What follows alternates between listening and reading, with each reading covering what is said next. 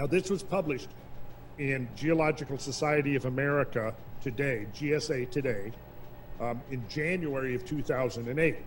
And this was pretty much a couple of the guys that were the sort of the main instigators of the attacks on the impact hypothesis over the next couple of years, particularly this guy Pinter, along with Mark Boslow and a few others.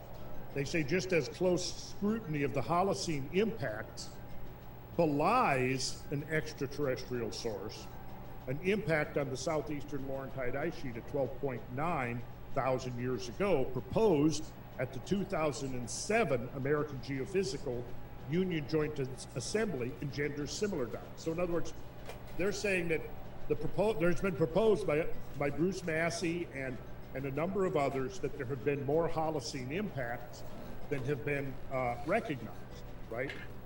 And that's something we're going to be talking about, is some of the studies that suggest that there have been a lot of overlooked impact events within the Holocene. So anyway, so the critics go on here, they say, they say just as close scrutiny of the Holocene impacts belies an extraterrestrial source. So they say that they have now looked at the evidence themselves. They've decided that there was no evidence that there was any Holocene impacts. So they're saying, so we've dismissed that. They're saying that an impact in the southeastern Laurentide ice sheet at 12.9 Ka, proposed at the 2007 American Geophysical Union Joint Assembly, engenders similar doubts. The purported impact is cited as a trigger for the Younger Dryas climate event, extinction of Pleistocene megafauna, demise of the Clovis culture, the dawn of agriculture, and other events. Let me pause. No, nobody's saying that the impact caused the dawn of agriculture. Yes. Extinction of Pleistocene megafauna? Yes. Demise of the Clovis culture? Yes. Dawn of agriculture? No. They're not saying that agriculture was caused by the impact in a direct way. The impact could have been directly responsible for the demise of the Clovis culture and the extinction of the megafauna. Agriculture came about 4,000 years later because of the radically altered post-glacial climate was the main factor in so their comment is misleading, and it just suggests to me that they're looking at this really not, they're kind of looking at it superficially in the sense, nobody said that caused the dawn of agriculture. Now, to the extent that the impact would have been a factor in the climate change, yes, then indirectly it would have maybe led to the rise of agriculture. But that's still part of what's being worked out. You know, it's not clear how an impact would have caused the transition from the depths of a glacial age into the interglacial Holocene that we're in now. That's not clear. So that comment of theirs, by throwing that in there, it's kind of a red herring, see? Because they're not saying that it was responsible for the dawn of agriculture. They might be saying that it played a role in causing climate change. The climate change would have led to the dawn of agriculture 2,000 or 3,000 years later. But so that's misleading. So they go on to say evidence of the 12.9 impact includes magnetic grains, microspherules, iridium, glass-like carbon, carbonaceous deposits draped over mammoth bones, fullerenes enriched in helium-3, and micron-scale nanodiamonds. We suggest the data are not consistent with the 4 to 5 kilometer diameter impactor that has been proposed, but rather with the constant and certainly non-catastrophic rain of sand-sized micrometeorites into Earth's atmosphere. Now, this is a straw man because nobody is saying, oh, it's all settled and we all agree now on this consensus that we've got a 4 to 5 kilometer diameter impact. Amongst the attempts to explain the extinctions, the demise of the Clovis culture, the rapid climate change, and now the abundance of proxy evidence that's showing up at a critical boundary. Okay, so here you've got this phenomenon. You're going, what in the world happened here? How are these things connected? So what you begin doing, how science works, is you begin putting forward hypotheses to test. One of the analysis would have suggested that the amount of microspherules found, and I forget exactly where, would have been consistent. No, maybe it was the platinum spot. I'll have to go back. But one of the cases could have been something like a 4 to 5 diameter kilometer impact. However, that's just one model, one object, right? What we're looking at now looks considerably more complicated. I mean, I think clearly at this point we're looking at a multi-impact event. And so coming back to that, the point to take away from this is that they're saying that it is, like they say, the constant and certainly non-catastrophic rain of sand-sized micrometeorites into the Earth's atmosphere. Now, if you'll notice, the Firestone paper came out in October of 2007. Okay, this paper came out in January of 2008. So in that interim time, and given that it's published in 2008, it had to have been submitted right after the publication of the Firestone paper. The Firestone paper, remember, that's the key paper. Evidence for an extraterrestrial impact 12,900 years ago that contributed to the megafaunal extinctions and the Younger Dryas cooling. That was the paper that sort of really launched the controversy, right? This paper that I just quoted from January of 2008. So obviously, and when you look at the scientific literature, it had to have been submitted at least a month, maybe 2 months early. So in the interim time, which would have literally been probably just a few weeks between the publication of the Firestone paper and the submission of this response to it. Oh, and by the way, the title of the paper really kind of, to me, underscores where their mindset is.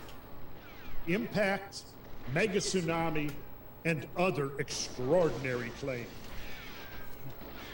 Right? So how much verification were they able to do? Okay, so here comes this whole team of 17 scientists who've been looking at like 7 or 8 different sites and discovering these proxies. Some of them are the best in their field, right? Coming out saying, we found these proxies at this site, at these various sites. And they list those proxies right here. Iridium, microspherules, magnetic grains, glass-like carbon, carbonaceous deposits draped over mammoth bones, fullerenes enriched in helium-3 and micron-scale nanodiamonds. We suggest that the data are not consistent with a 4 to 5 kilometer diameter impactor that has been proposed, which, let's clarify, was one of the ideas proposed in attempting to explain whether there's a commonality to all of this. The fact that you had these events, that you had this extraordinary series of climate changes, that you had the mass extinctions of megafauna, you had the collapse of the Clovis culture, you had these, they don't get into this here, but the massive meltwater floods, which to me is part of that whole equation. So now you hear of the response, right, by the skeptics. So my point is what level of verification of any of this were they able to perform in the several weeks between the publication of the Firestone paper in 2007 and their submission of this response to it? Probably none. So what is that telling you? It's just telling you that they've already made up their minds. They've already got it in their heads that this is constant and certainly non-catastrophic rain, right?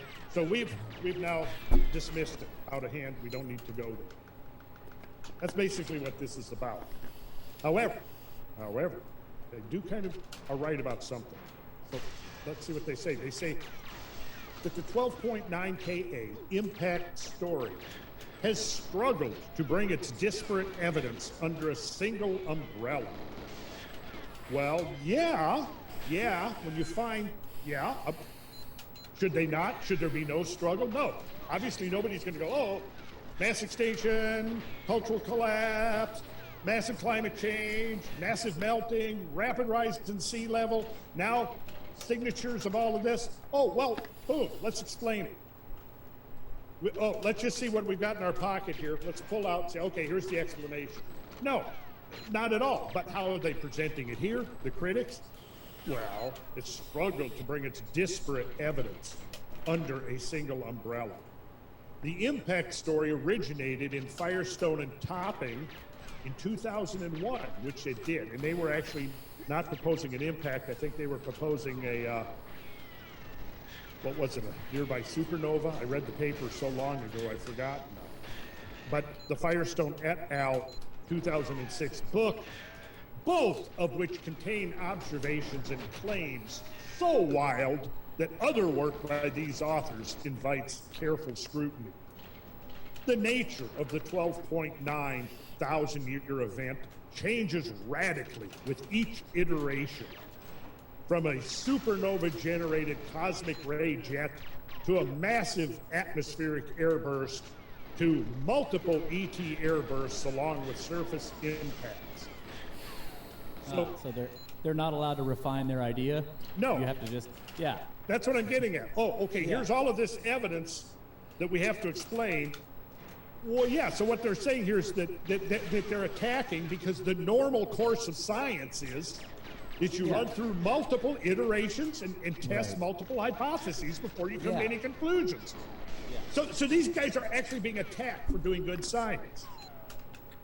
See, so there's groups that want to be the self-appointed defenders of the status quo. Brad, I think that's exactly it. And they come out immediately, and it's strange that they want to fight against it without immediately giving it a chance. Yeah, that's my point. Not like, this is interesting. Let's test this ourselves. Let's go look ourselves and see. No, not that. Literally knee-jerk, immediately, boom, submit this thing to them. Well, it's certainly the constant non-catastrophic rain of micrometeorites that is explaining all of this. Of course, I don't think that constant and non-catastrophic rain of micrometeorites is going to be responsible for, killing off the woolly mammoths. But see, and here's the thing. And it shouldn't be responsible for peak abundances in the layer. There was I think it was a paper that you showed us a while back where they were trying to claim that somehow these microspherals or nanodiamonds and stuff are all sort of sifting their way down through the dirt and making this peak layer. Yeah, they're ending up in that one layer and making it look like there's a peak. Yeah, right. Yeah. Yeah. Why that one layer over and over and over again? It's got magnets in it. Okay, but now let's get to, we can, condemn their initial knee-jerk attitude. But I think it's important to look at the critics, look at both sides of an issue, and say, okay, look, maybe they do have some valid points. And they do say here that airbursts are a convenient explanation. Well, yeah, they are certainly convenient because we know, look, we just got through talking about Tunguska, right? There's an airburst. We've got an example, an empirical example in our history, right? In our recent history.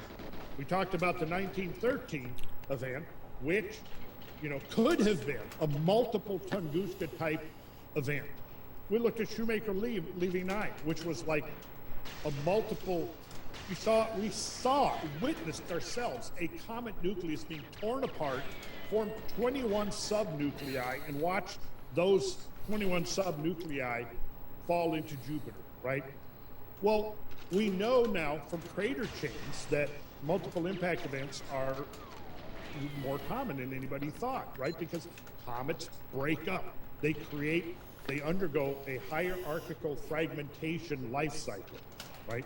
And that hierarchical life cycle creates, and that rather hierarchical fragmentation creates the possibility for episodes, we call what Victor Klube and William Napier and Asher and Steele, Duncan Steele, and a bunch of others have said, referred to as an impact epoch, right? Which is something we're going to really look at in much greater detail. But they say, by way of dismissal, the critics here, they're saying airbursts are a convenient explanation, given the lack of an impact crater. Number one, this is important. This is constantly being brought up and thrown in the face of the impact proponents. The lack or a presumed lack of an impact crater. Of course, now this is pre-crater Hiawatha, right? Problem with crater Hiawatha at this point is we just don't know the date. It might be much older than Younger Dryas, which of course would discount it as candidate impact, but we don't know. Unless something has been learned in the last month or two. I haven't kept up with every latest, but the last I've looked and what I've read, the dating could be as young as Younger Dryas, but it also could be considerably older. So we're going to have to just kind of let that one sit there for a while until we know more. And I would say, in the interest of being conservative, let's not bring that forward and declare that is, unequivocally an impact crater produced during the Younger Dryas boundary. So they say that airbursts are a convenient explanation given the lack of an impact crater, tektites, shocked quartz, or high pressure minerals. Tektites, worthy of a show in itself, or at least part of a show where we get into, think of tektites as the splash. So you've got an impact into the terrain. You have this fusion of terrestrial target material and cosmic impactor that is just thrown up into the atmosphere, liquefied, right? It rains back down, and as it rains down, and this is the conventional explanation, which I think has got to be fairly close, rains back down and forms a series of aerodynamic shapes. We've looked at some pictures of those. I mean, Kyle, you can always pull up tektites and get some photos on the ready so that people can see some examples of tektites. But they list four things: an impact crater, the lack of an impact crater, tektites, shocked quartz, or high pressure minerals. Now, shocked quartz is when you have a silica base, typically a quartz-based target rock, and the shock wave passes through the substrate, and it causes multiple lamellae or fractures within the quartz bedrock. So there'd be two things you could pull up. You could find tektites and shocked quartz, so people can see an example of shocked quartz compared to regular quartz. But shocked quartz now has been found in association with a lot of known impact craters. It has now become one of the diagnostic criteria for actually identifying impact craters. Okay, now, shocked quartz, tektites, and high-pressure minerals are all a consequence of a direct impact into a terrestrial target, right? Into the lithosphere, into a terrain of the Earth's crust, right? So, if you have an impact into an ocean, well, you probably, unless the impactor itself is much greater than the depth of the ocean, you're not going to have a typical impact crater, right? You're not going to have tektites because the splash is now water coming back down. You're not going to have shocked quartz, and you're not going to have high pressure minerals. So none of those things would apply to an oceanic impact, unless, of course, there was a crater excavated on the ocean floor, which has to do with the ratio of impactor diameter and entry velocity and the depth of the ocean. However, what happens is now the studies that we're going to look at those studies, the limited studies that do exist of impacts into ocean. And of course, the transient crater is this outrush of water away from the impact site, which then, of course, rushes back in, right? The walls of the ocean, which temporarily form this crater in the ocean water, collapse back in. They rush back in to the point of impact, and when they do, they're carrying huge amounts of sediment with them. This is called the resurge wave by those who have looked at it. The resurge wave typically carries in huge amounts of sediment and also obliterates the crater rim. If the impact actually excavated a crater basin on the ocean floor that had a raised rim, now you've got the resurge wave coming back in, carrying huge volumes of sediment with it and obscuring the rim, filling up the crater, and so therefore making it very difficult to identify. And that's even if the impact event is of such magnitude that it can excavate a basin on the crater floor. If you have a half-kilometer object impacting into the ocean where the ocean is, 2 or 3 times that deep, well, no, now you don't have an impact because the ocean water absorbs all the energy of the impact. And then, of course, that energy then has to get translated into tsunami waves. So I don't know why, in their minds, and when those tsunami waves make landfall, they're going to have to leave some kind of geomorphic evidence of their passage, right? So I don't know why they're immediately claiming that a mega tsunami is something so extraordinary that we can just dismiss it with a wave of the hand. But here they go on to say, the 12.9 kilometer impact story also has struggled with the broad range of impact-related materials reported. Now here's where it gets interesting, and here is where they're now bringing up some legitimate questions. Firestone and Topping identified chondrules, suggesting that the impactor was a chondritic meteorite. Magnetic grains and spherules are consistent with an iron-rich meteoroid, whereas silicate material suggests a stony meteoroid, and glass-like carbon and carbon spherules suggest a carbonaceous source. Firestone and others suggest geochemical affinities with lunar crustal material. Any one of these might be a credible extraterrestrial source, but together they are a Frankenstein monster, incompatible with any single impactor or known impact event. To which I would say, they're right. They're right. It is a Frankenstein monster.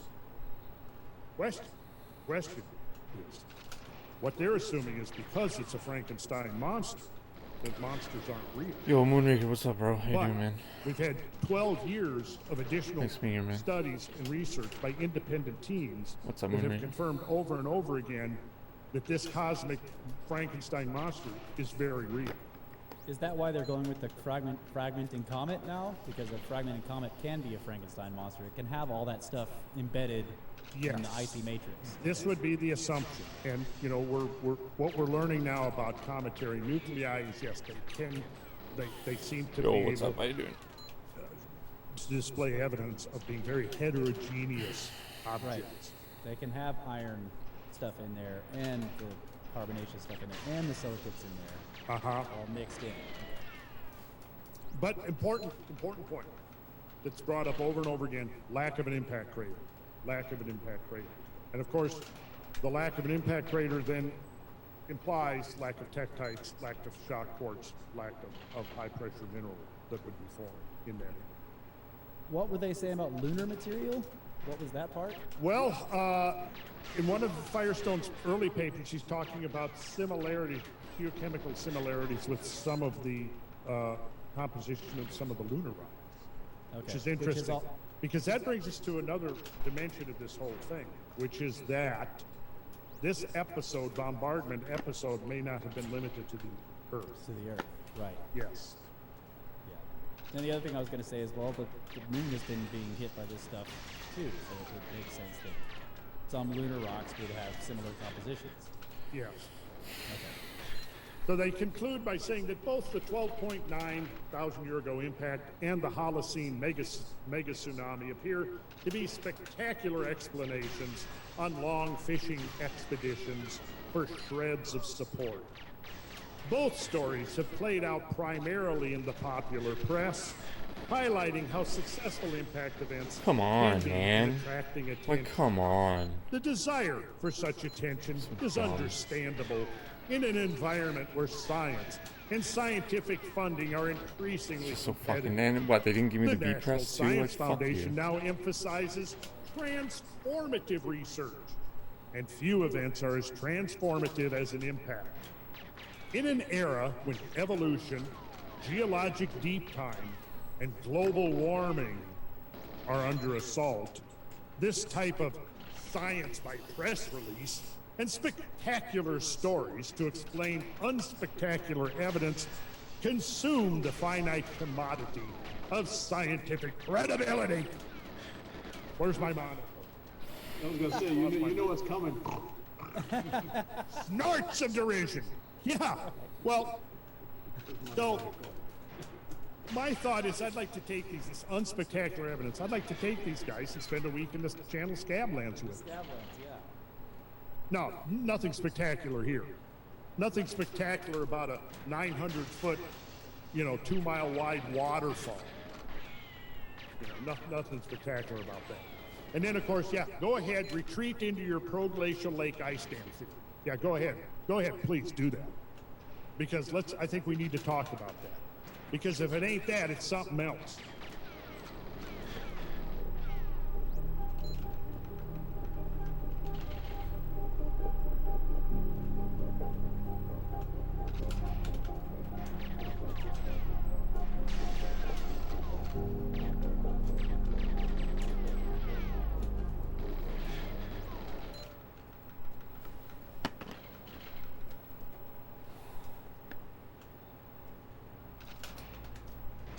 Egypt, land of the Nile. By the 12th century BC, this place was already old. Vast temple complexes and pyramids dominating the horizon. Monuments to the power of kings who ruled over 1,000 years before. A different time, a different dynasty.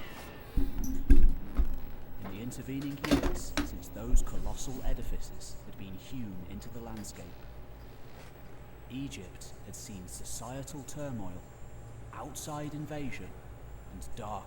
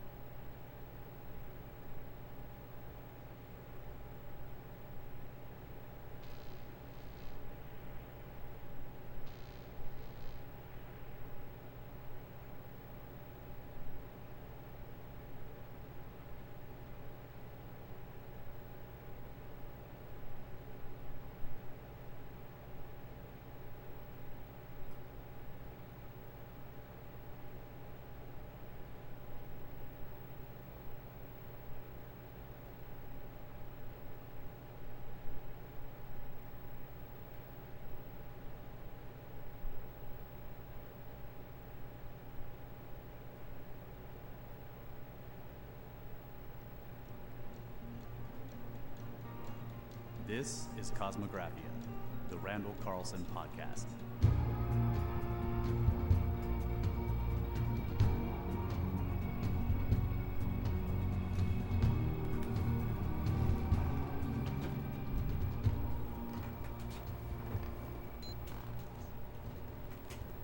All right, welcome back. This is episode 4 of Cosmographia. Is that how we're going to say it? We decided that's the way we say it. It's not Cosmographia, but Cosmographia. We are here with Mike, the man of mystery and microphones, Bradley, the official show observer, and Relative Skies guy, the stander of ledges. And of course, the man of the hour, Mr. Randall Carlson, who has a dog walking behind him. Hello, pups. What's up, Randall? Well, I'm here. I guess one of the dogs wanted to get in, but changed his mind at the last moment.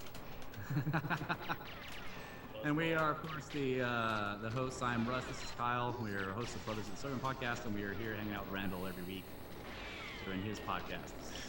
So, Randall, the first thing we should bring up here is this near miss we had. So I've got the MIT Technology Review website pulled up here. It says the asteroid managed to get, a huge asteroid flew very close to Earth last week. How did we miss it? Asteroid managed to get within just 73,000 kilometers or 45,360 miles of our planet without anyone noticing. The miss lends a new sense of urgency to preparations for a potential collision one day. So have you looked at this? Was this an asteroid or a piece of a comet? Was it really an asteroid? I think it was an asteroid. Okay. You want to share that? We're gonna do a screen share real quick. They've got a little graphic of the orbit thing here. We'll pull it up. Let's check it out. Well, and even some of them are calling it a city killer, which is really not going to be very big. You know, the Tunguska object was 150 feet maybe, and that leveled 800 square miles. So, you know, that would wipe out a large city, no problem. So it really doesn't have to be that big of an object to be a city killer. Can you just maximize that? Can you guys see this? Is it filling up the whole screen there? I got it. You see the orbit? Orbit's moving. Yep. That's close though. Yeah. That's, It's not playing the whole video for us though. You can see the asteroid down there, 2019 OK, in its Oh orbit. yeah, it keeps resetting. Yeah. That's what it was doing though when Yeah. watching you play Right. it. It's a short video. Anyway, but it's easy to find. You guys can go find this video. It's been all over the place, and you basically can watch that asteroid sort of sneak up on Earth from behind. So what was the answer to the question? How did we miss it? Has anybody come up with an answer for that yet? No, that's a good question. well, because it's small. Yeah, that's true. Gave him You know, and maximum. you think, excuse me, Randall, you think the Earth diameter is, you know, roughly 8,000 miles. You're looking at 45,000 miles. So that is, you know, Yeah. So that five plus Earth diameters. That is really a close buck. Yeah. So MIT Technology Review says it's hard not to feel concerned that a city killer size asteroid wasn't detected further ahead of time. It was announced just hours before it passed by Earth after being detected a few days beforehand by teams in the US and Brazil. Its relatively small size, unusual orbit, the and fast fuck? speed Come all on, conspired man. to make it tough to spot, researchers said. Well, like Brad is pointing out, they're calling it a city killer, but you know, its range of size, the higher end of the range was 427 feet in diameter. Yeah. So let's say that it's 400 feet. If it was at the higher end of the spectrum, if the diameter is 400 feet, the radius is 200 feet. The radius of the Tunguska object was, say, roughly in the neighborhood of 75 feet. But the thing is, its volume, assuming that it's a roughly circular object, scales by the third power of the radius. So you would have 4/3 pi r cubed, you know, r being 75 cubed for Tunguska, Come and then the you would fuck have, on. if it's up to 200 feet radius for this object, then you're looking at a volume of roughly 19, equivalent to 19 Tunguskas. If it was at the higher end of the Right. That would have been more than a city killer. 'cause Come that's the more fuck than a on. city killer. If it's at the higher range, which it could have been. Yeah.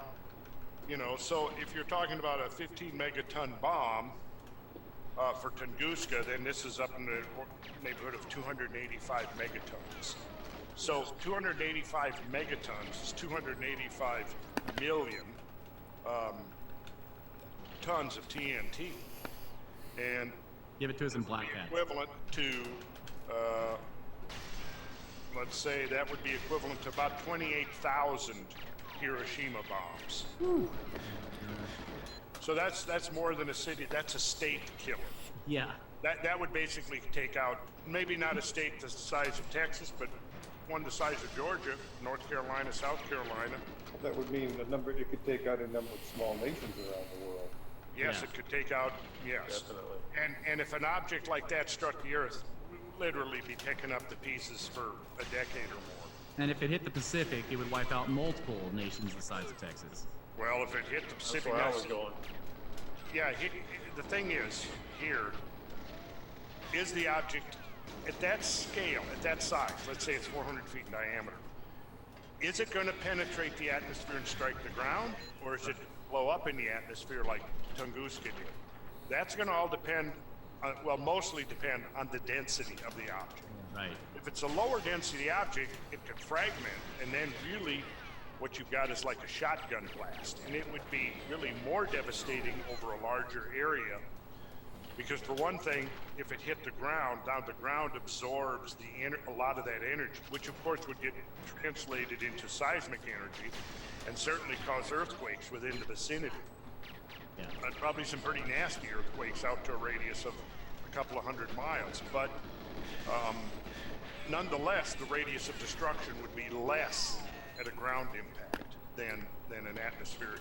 That's why, you know, when they bombed Hiroshima, the bomb didn't fall and hit the ground and blow up. It was timed to blow up in the atmosphere so that the radius of destruction would be much greater. So, so the point, I think, being is that an object this size, if it was 400 feet in diameter, that would be a major catastrophe. It would not cause any mass extinctions. It would not cause the end of human civilization. But what it would do would be to basically give us a real solid kick in the ass that would take maybe even decades to recover from. Yeah. Well, Considering like we're not fully recovered from Katrina yet, really. I mean, the infrastructure of New Orleans hasn't been brought back to what it was, right? At least the last time I checked in a few years ago. but don't you think the impact it would have would depend on where it hit? If it hit New York, or if it hit Silicon Valley, that could be a civilization disruptor. Well, you're right. If it hit Moscow, There'd be the EMP function too. yeah. I mean, it could take down the communications grid maybe around the whole planet. Yeah. I mean, it would definitely be a civilization disruptor. Yeah, a major disruptor. Yes, it would. It would. And if you had, if it's like came in over a populated area, you would have millions upon millions of casualties. Yeah. You would. I mean, if it came over the eastern seaboard, yeah, that's. So the term city killer, is frightening in and of itself, is really doesn't do something like this justice. Mm-hmm. Right. In one of the articles I was reading about this, they were saying that, well, we really don't track things this small. The ones they're concerned about traditionally have been the kilometer size or greater. Yeah. Those are the ones they're tracking. They don't track things in this way. Right, and that's one reason it was missed. And here's the thing. In terms of likelihood of encounters, it's the potential frequency would be much higher for an object this size than a kilometer object. Yeah. But, and here's the other thing too. Sometimes these objects may come in swarms, or they may come in pairs. They may come in swarms. You might have a collection of objects. I mean, at some point we could talk about the Great Meteor Procession of 1913. Which was probably a half a dozen to a dozen Tunguska-sized objects that skimmed the Earth's atmosphere and went back out into space. Oh yeah, I remember reading about that. Yeah. Yeah. Well, eyewitnesses' accounts of these lines going across the sky. Yep. Yeah. Yeah, and so if that thing had come in at a slightly steeper trajectory, boom, Yeah. it would have wiped, because it passed right over Montreal and New York, Boston, all of that area in there would have been decimated in 1913. Yeah. And one of the big questions is this new, or have they always been passing by this close regularly forever, or is something changing within the cosmic environment that there's more of these, and we're fortunate that we're actually looking out there and being able to see some of them and forecast. Even though this one was small enough we didn't see it very far ahead of time, are things increasing where it's important that we are watching? Yeah, that raises the question too. The graphic you showed an orbit for it, which means it's got some periodicity to it. Yes. So how many Also, times? twice. It just at this particular time, Earth was there, but it crossed orbit. Yeah. But yeah, it will be back again. Right. And how close will it be next time? How close was it in the past? We don't know, because like as Brad said, we're looking for these things now, and we still missed this one. Yeah. Well, and a big one came through, right at 2 months ago. It was back in May. There was one that was over a mile wide, and it had its own satellite. That was a third of a mile wide. And it's on a 6 month plus orbit around the sun. 180 some days. I mean, that's fascinating to me that's out there too. But we did find that one, and we are able to track that, and like the graphic showed, we can. What the fuck did it get its stuck orbit, on? and it'll be back, and they don't say it's on any Earth colliding trajectory anytime soon. They haven't pat that out, but a mile object with a third of a mile satellite just came by 2 months ago. This is regular news. I didn't hear about that one. Wow. That would be a major planetary disruption there. Major. Yeah, people would really be worrying about their safe spaces then. Yeah. That passed by three. It was about three. I read earlier again. What the 3+ scan? billion miles away. So Right. not really a danger, or not that close, but still, those kind of objects are out there, probably times Yes. a couple hundred, times 1,000. And those are just the asteroids. The NASA, they don't watch comets yet. They're not really looking for cometary stuff yet in their sort of near Earth object So many boosts, database. man. They're looking for asteroids only, and so the fact that they also that they're not looking at the comet stuff, and they missed this asteroid. It's, you didn't see this one. The danger of comets is not so much a comet coming in and the nucleus of the comet striking the Earth, although Right. that could happen. The danger of comets is comets coming in that then get trapped into a Jovian orbit, which sends them ping-ponging back and forth between Jupiter and the Sun, and then they begin to disintegrate. Right. And so they begin to litter their orbits with debris. And if the Earth's orbit, or rather it creates a meteor stream, within that meteor stream there may be there may be multiple Tunguska-sized objects and up.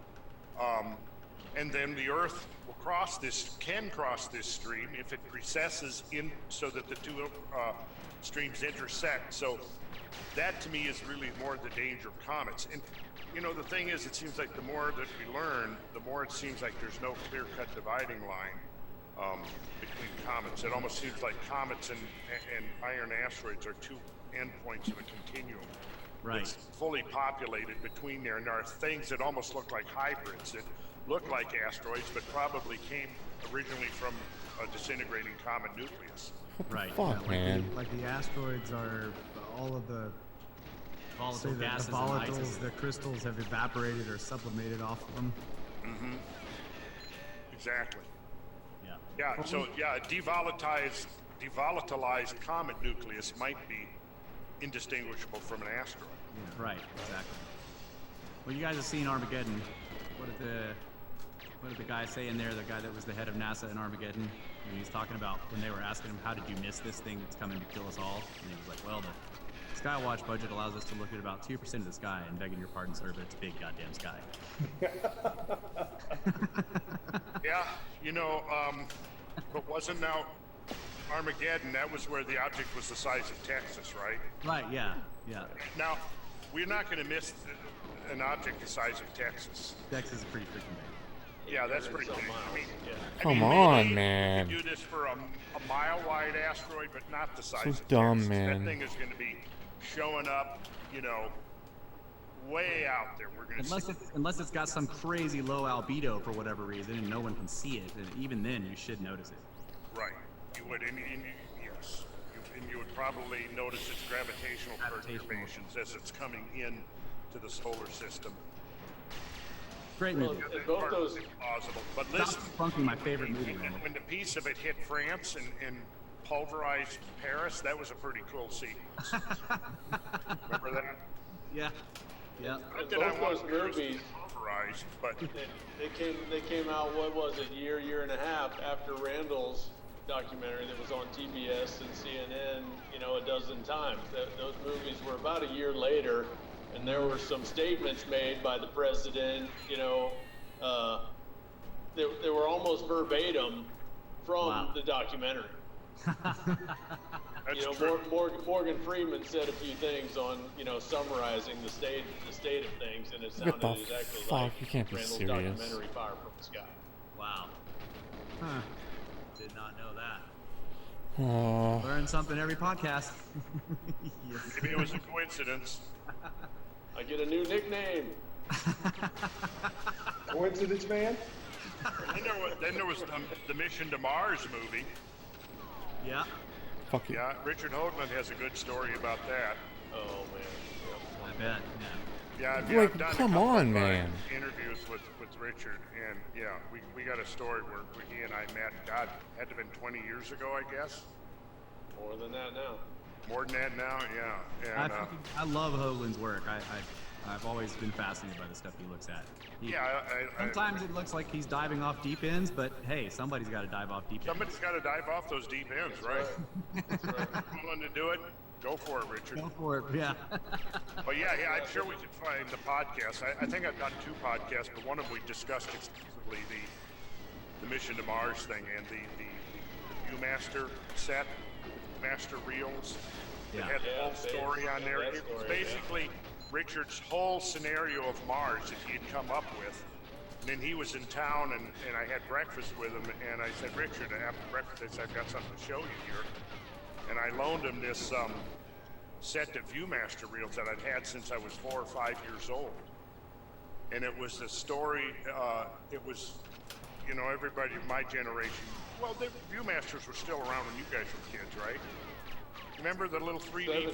Yeah. Had the round, and you would put the reels in, and then you would go through click. I must not have been able to read because I didn't know they were called that. It's got Viewmaster across the top. Well, that's what they were called, and are they? I guess they're still around. They still make them, but it was a very popular toy when I was a kid. And so, one of the set of the reels was this Tom Corbett Space Cadet, and Tom Corbett Space Cadet was, I think, if I remember right, it was the first ever science fiction TV show, like 1951, 52, something 53, right in there.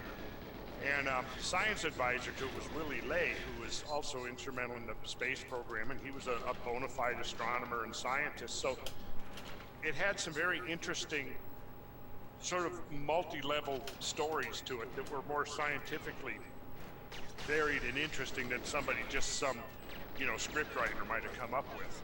But so basically, Richard had come up with the scenario of this whole Mars scenario, and then for the most part, it was identical to the story that was on these little reels, right? And he'd never seen that. So he flipped out when he saw that, and he even said himself, he spent the next year trying to track down the source of that and couldn't really find it. But they're online now, because I'm quite sure that Richard posted them on his website. And if I put in Tom Corbett, there I'm seeing the little stills that I myself may have actually scanned, 10, 15 years ago. Because he couldn't find any other copy. He spent a year trying to track down another copy. The company that made the Viewmaster reels was Sawyer, and they got sold out to somebody. So he went through and tried to track down the origin, and he found one old, elderly, retired woman who had once worked for Sawyer, and she remembered that, but she couldn't remember where, it had come from. So basically, he was looking at this, and it was his whole, in detail, his whole scenario that he'd worked out for Mars, right? So it's like somebody beat him to the punch, and he wanted to know who it was, but I don't think he ever got to the bottom of it. But then in 1951. But yeah, I mean, when I was a kid, that story totally obsessed me. And yeah, it did, because I used to I had my Viewmasters, and I had the like, come on, man. A movie that came out in the early 50s called Animal World, and they had a sequence in there where it was stop motion dinosaurs, right?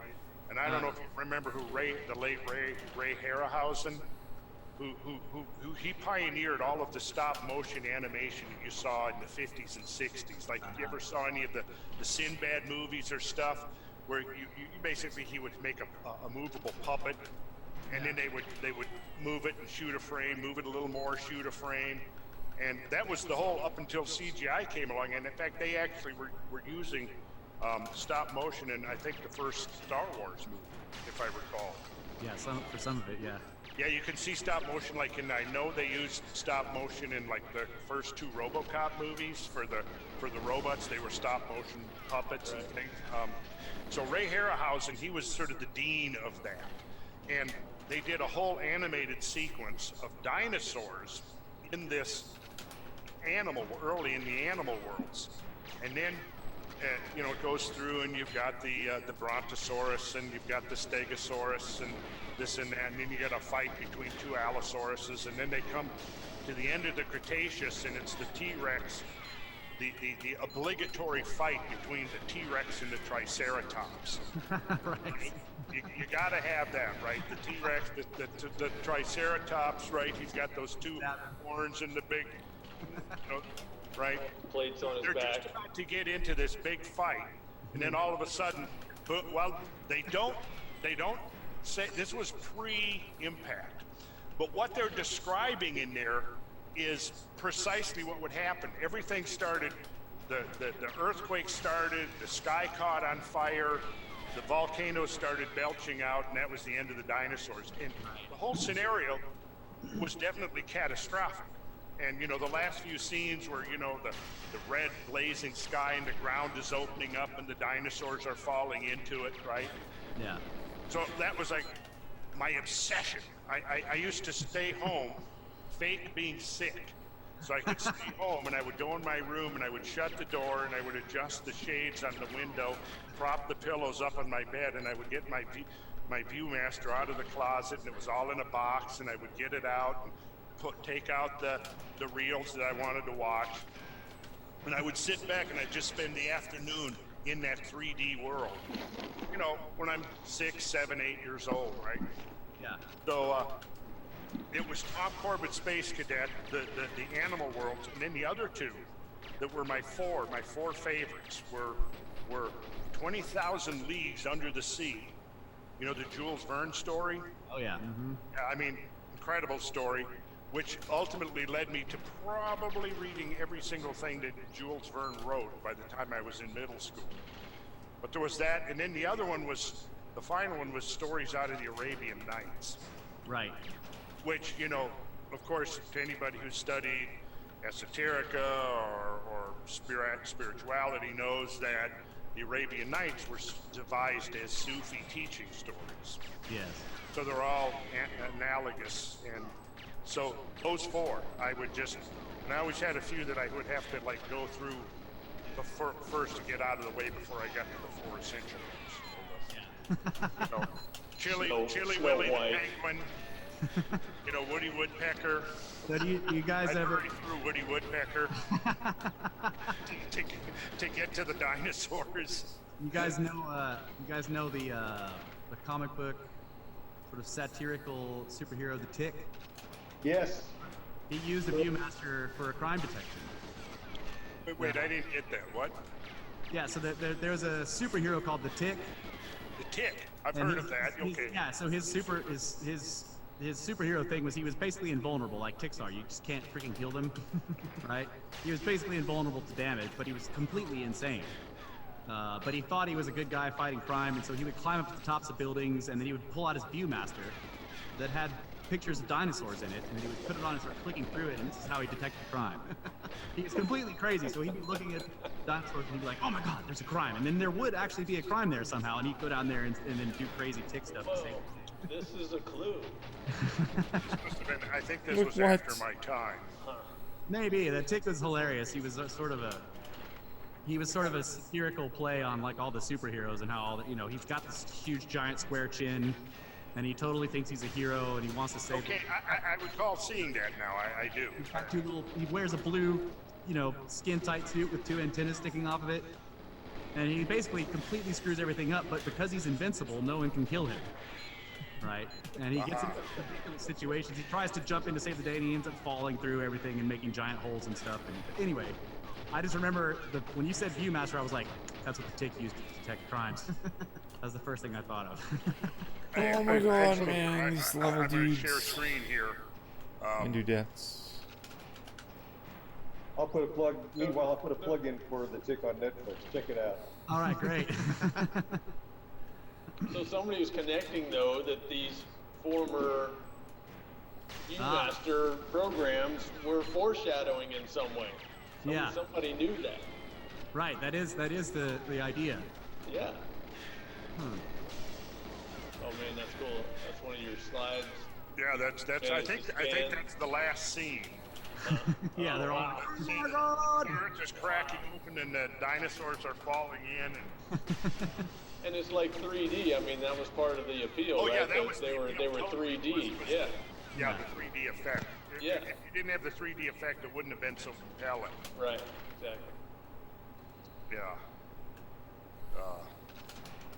And you're gonna have to get a 3D monitor, so now you can turn the shades down in your house and put the 3D monitor on and look at your old ViewMaster pictures. Yeah,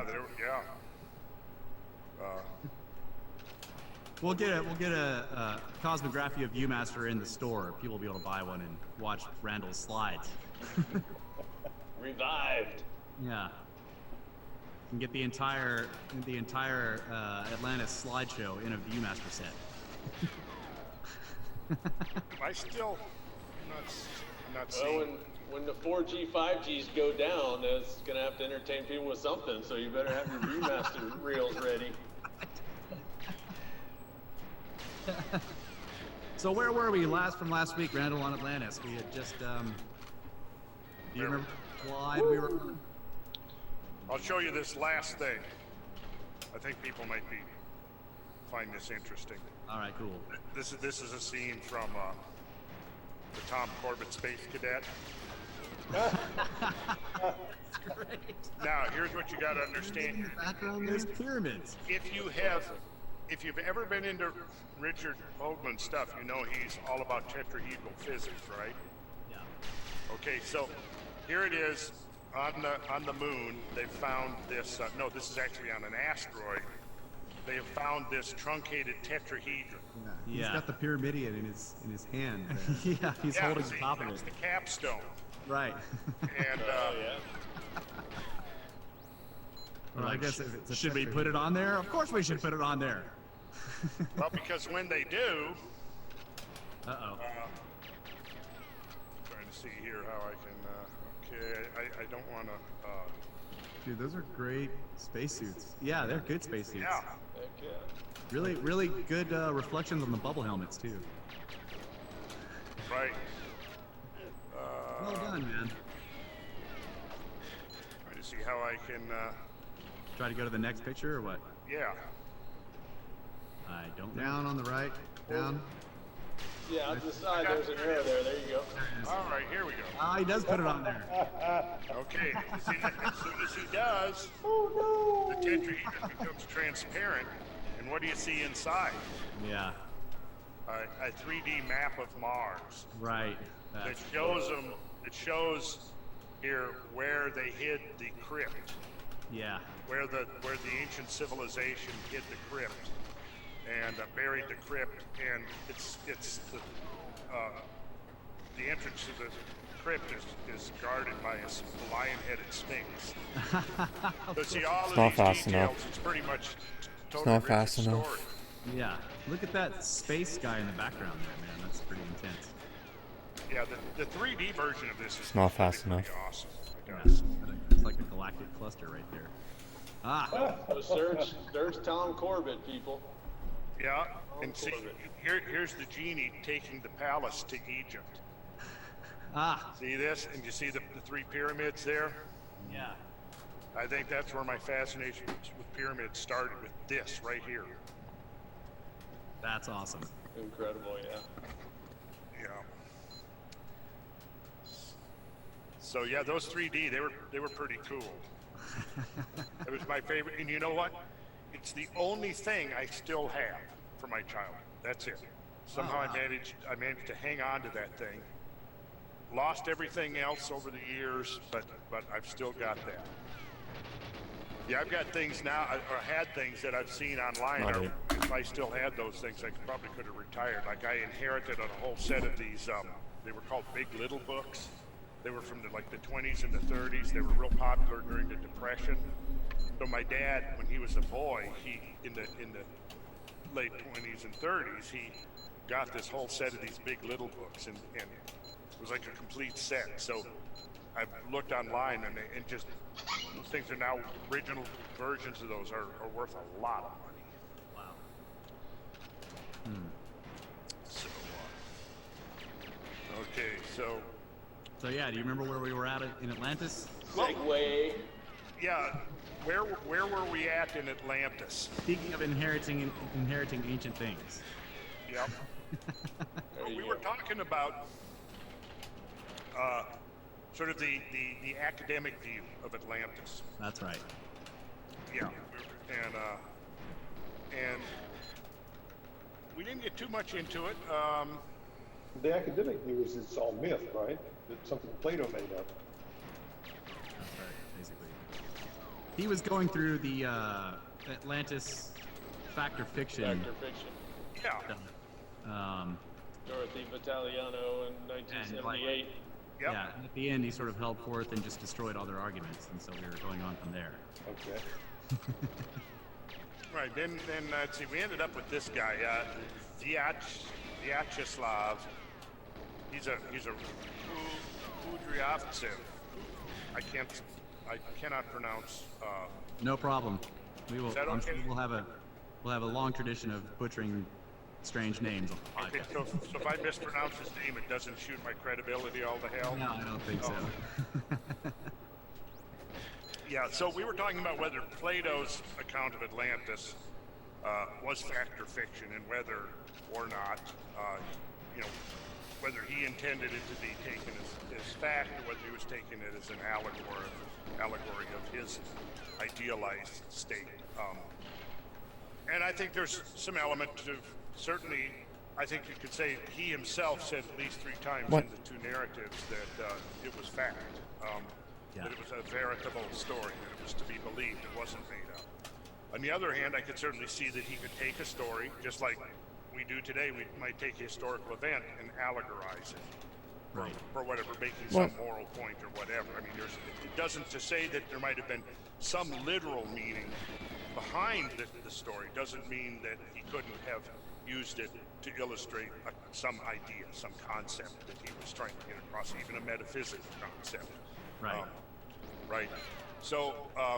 And just to jump back, we recommend that people find the Benjamin Jowett translation and read Timaeus and Critias. Right. Yeah. Timaeus, and I think the pronunciation would be Critias. I think that's going to be a preferred. Yes.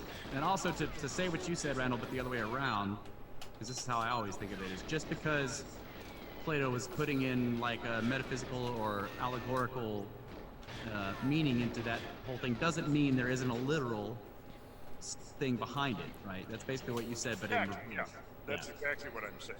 Yeah. That is exactly what I'm saying. So the Russian guy has some interesting ideas, like they all do. He says that, and this is in his 1997 paper that he wrote called Atlantis, a New Hypothesis.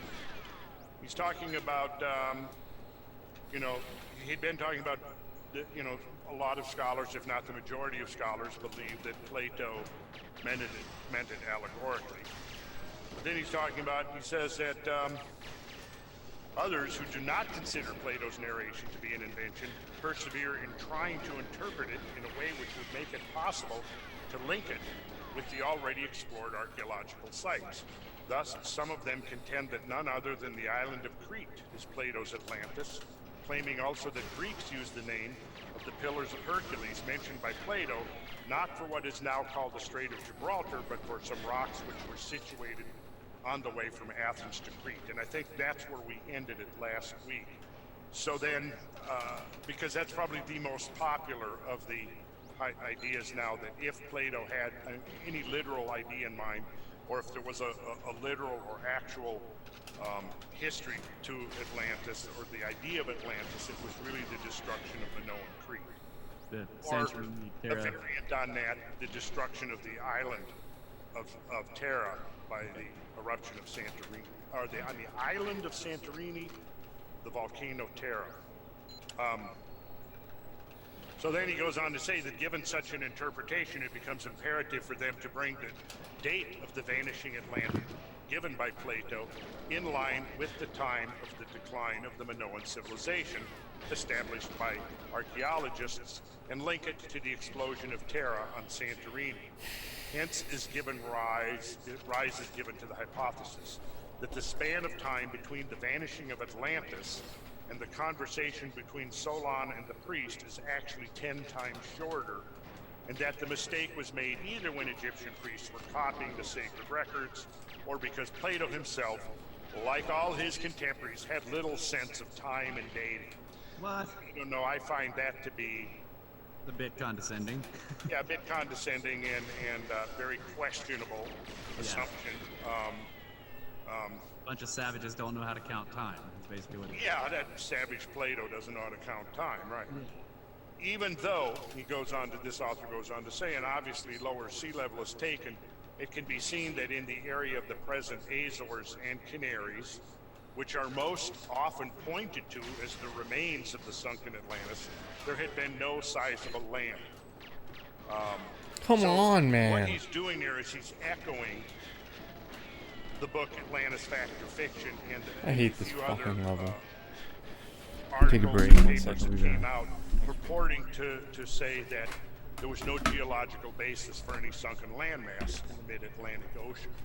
So my point last week was that, and just like he's making here, if coming up to those late 60s and 70s in this shift when oceanography and marine geology really became a thing, this is when you saw this shift where previous to that, most of the stories, books, and things about Atlantis put it in the mid-Atlantic, obviously and naturally, because it's so clear that that's where Plato was pointing, right?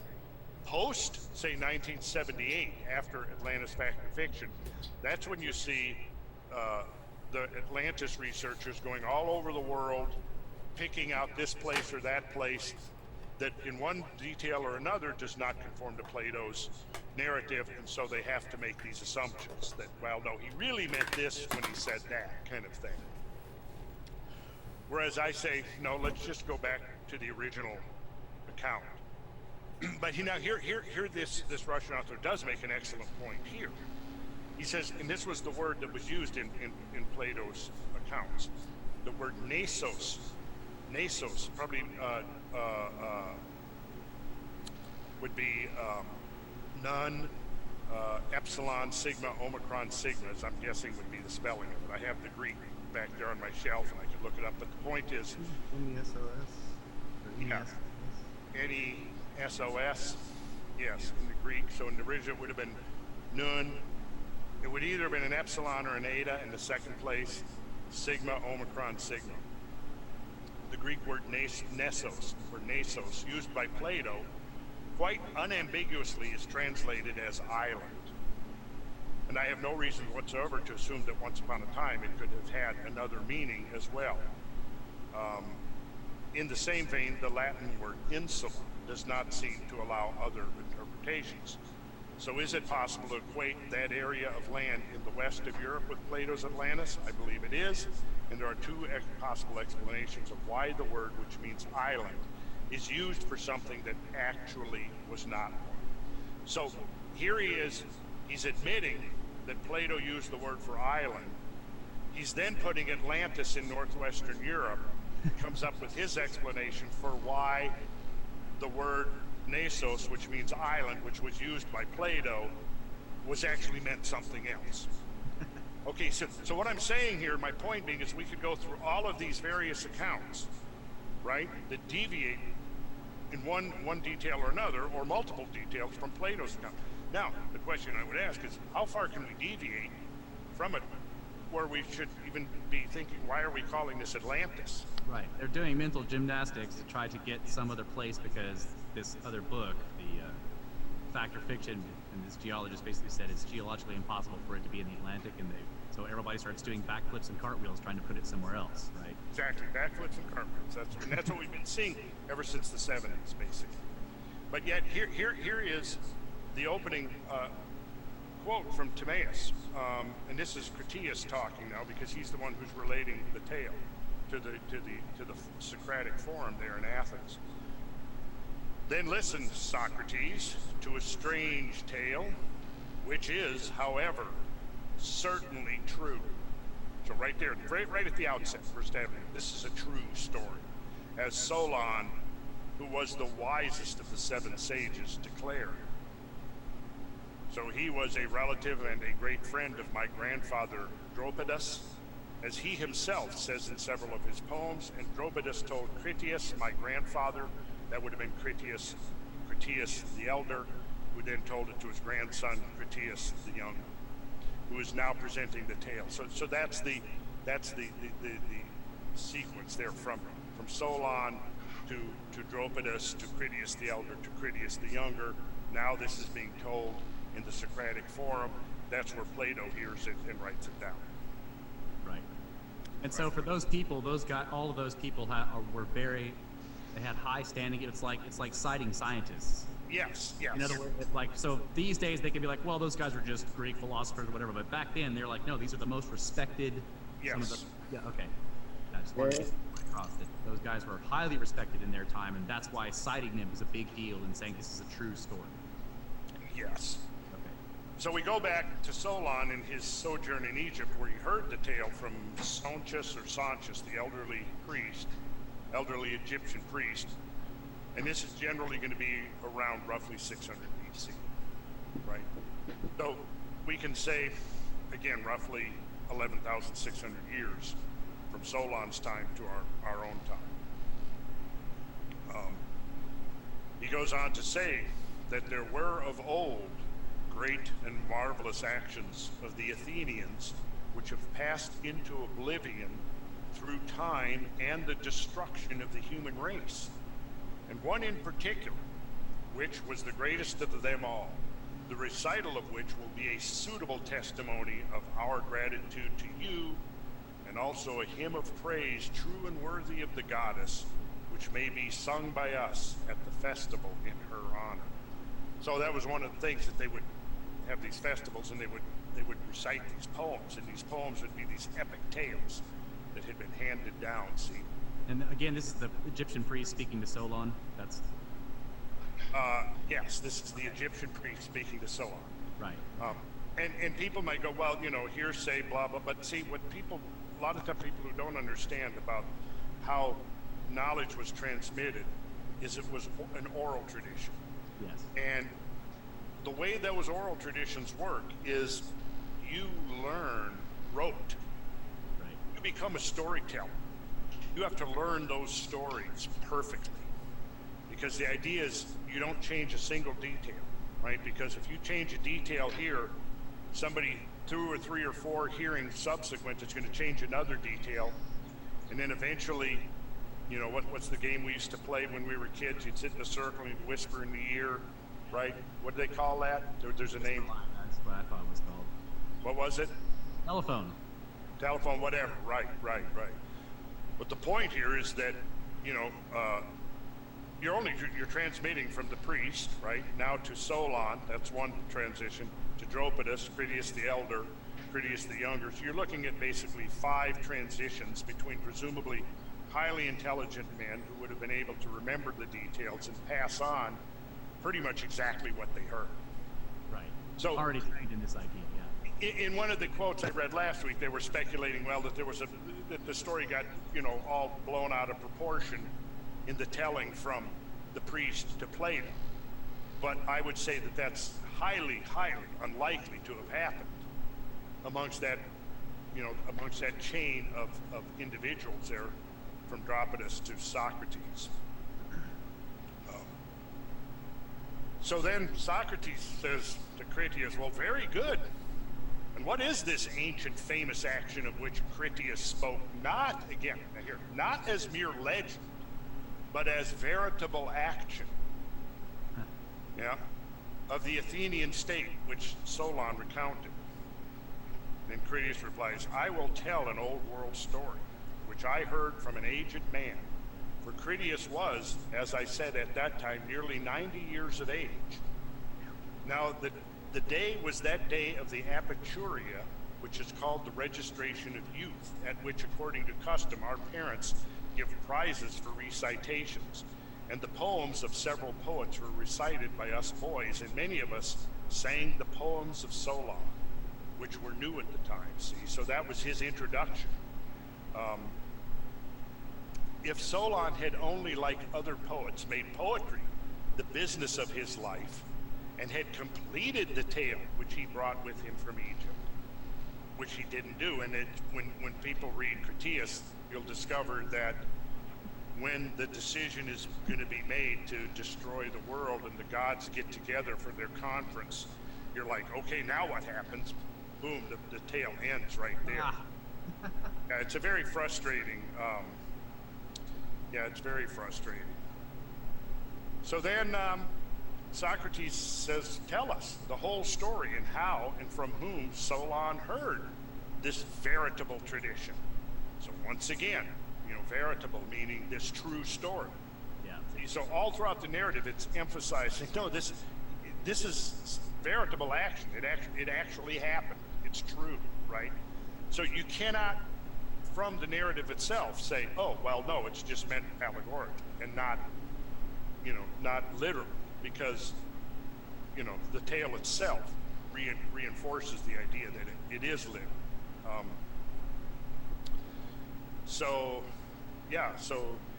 anyways, so when Solon goes to Egypt, I'm going to jump ahead a little in the story to get to kind of the essence of the thing here. So thither came Solon, who was received by them, that is the Egyptian priesthood, with great honor.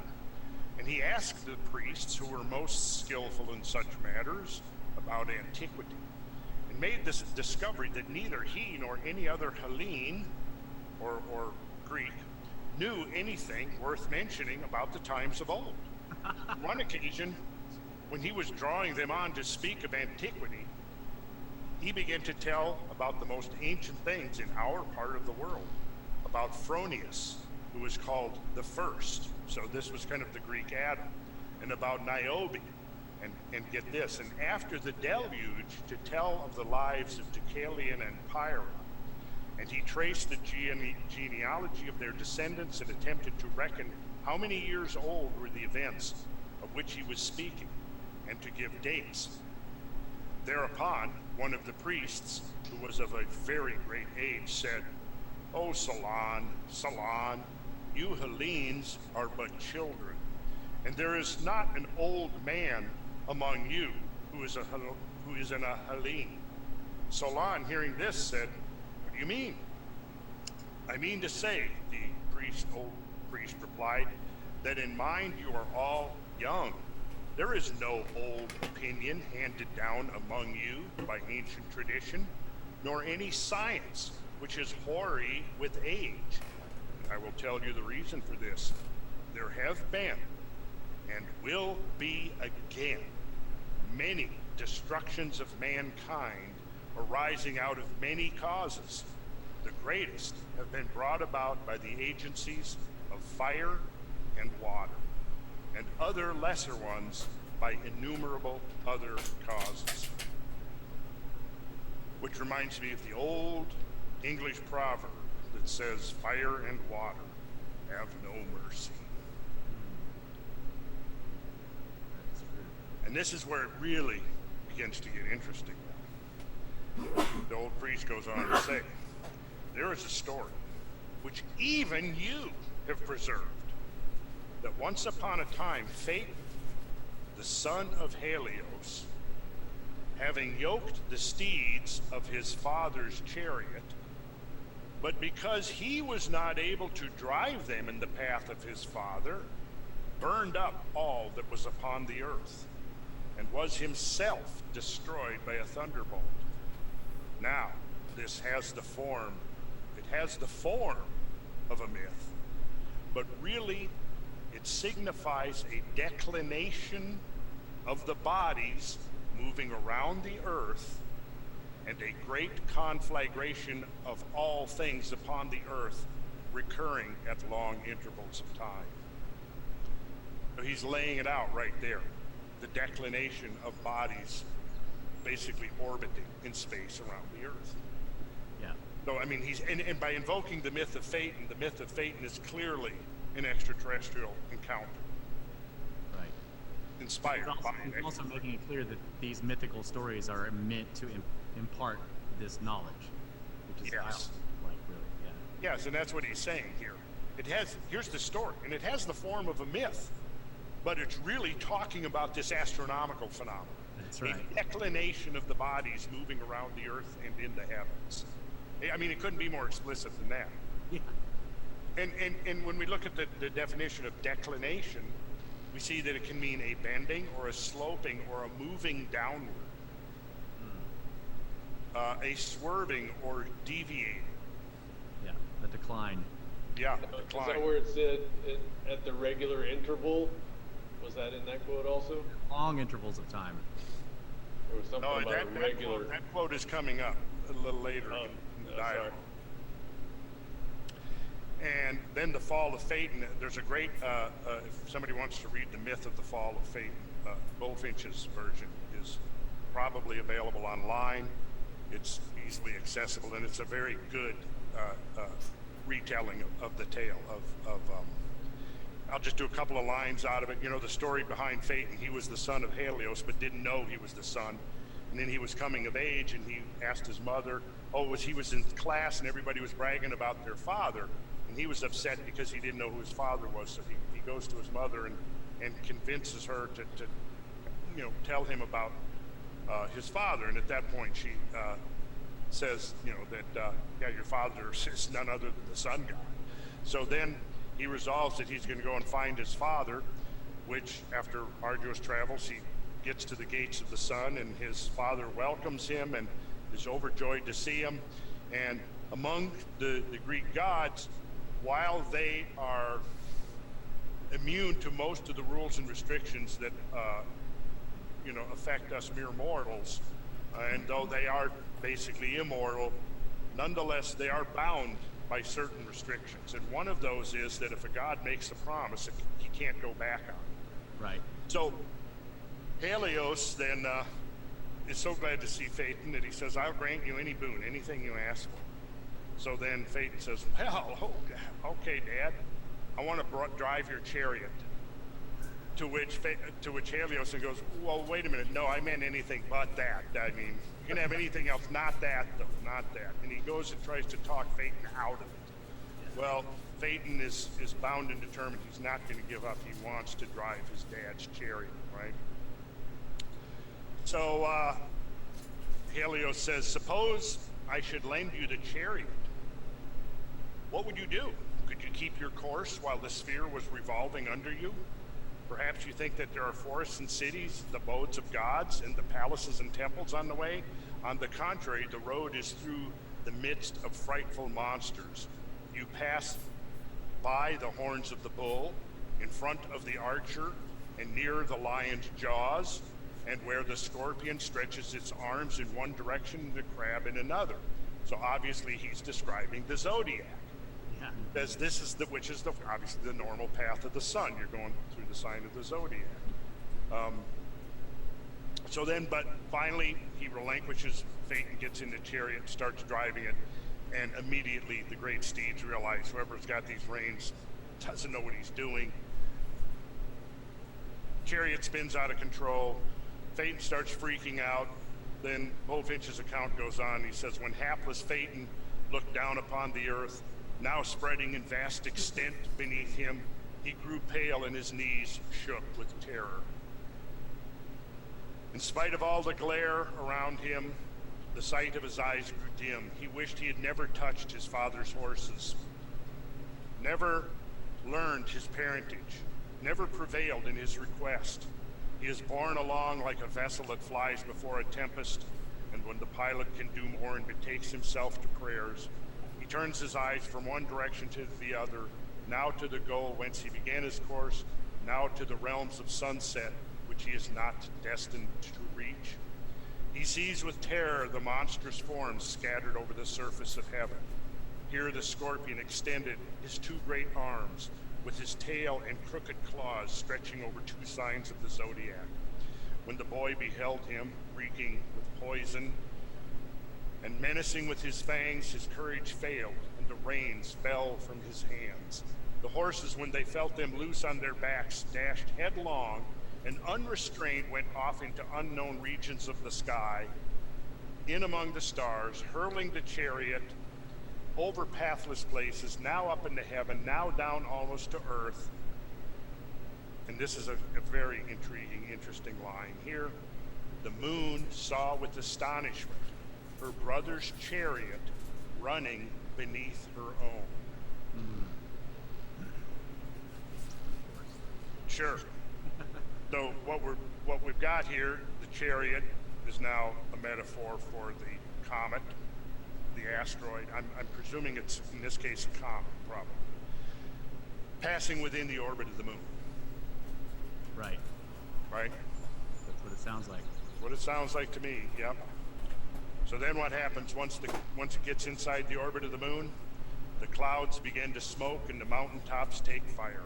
The fields are parched with heat, the plants wither, the trees with their leafy branches burn, the harvest is ablaze.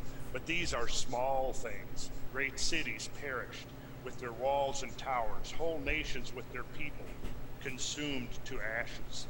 The forest-clad mountains burned, with fires within and without, and Parnassus with his 2 peaks, and Rhodope forced at last to part with his snowy crown, right? So the glaciers have melted. Her cold climate was no protection to Scythia. Caucasus burned, and Ossa and Pindus, and greater than both, Olympus, the Alps high in air.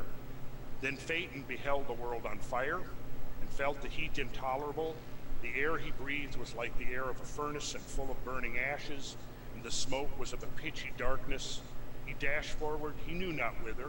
The Libyan desert was dried up to the condition in which it remains to this day. The nymph of the fountains, with disheveled hair, mourned their waters, nor were the rivers safe beneath their banks. The earth cracked open, and through the chinks light broke into Tartarus, and frightened the king of shadows and his queen. The sea shrank up. Where before was water, it became a dry plain, and the mountains that lie beneath the waves lifted up their heads and became islands. The fishes sought the lowest depths, and the dolphins no longer ventured as to sport on the surface. Even Nereus and his wife Doris with their Nereids, their daughters, sought the deepest caves for refuge. Thrice Neptune essayed to raise his head above the surface, and thrice was driven back by the heat. Earth, surrounded as she was by waters, yet with head and shoulders bare, screening her face with her hand, looked up to heaven, and with a husky voice called on Jupiter, O ruler of the gods, if I have deserved this treatment, and it is your will that I perish with fire, why withhold your thunderbolts? Let me at least fall by your hand.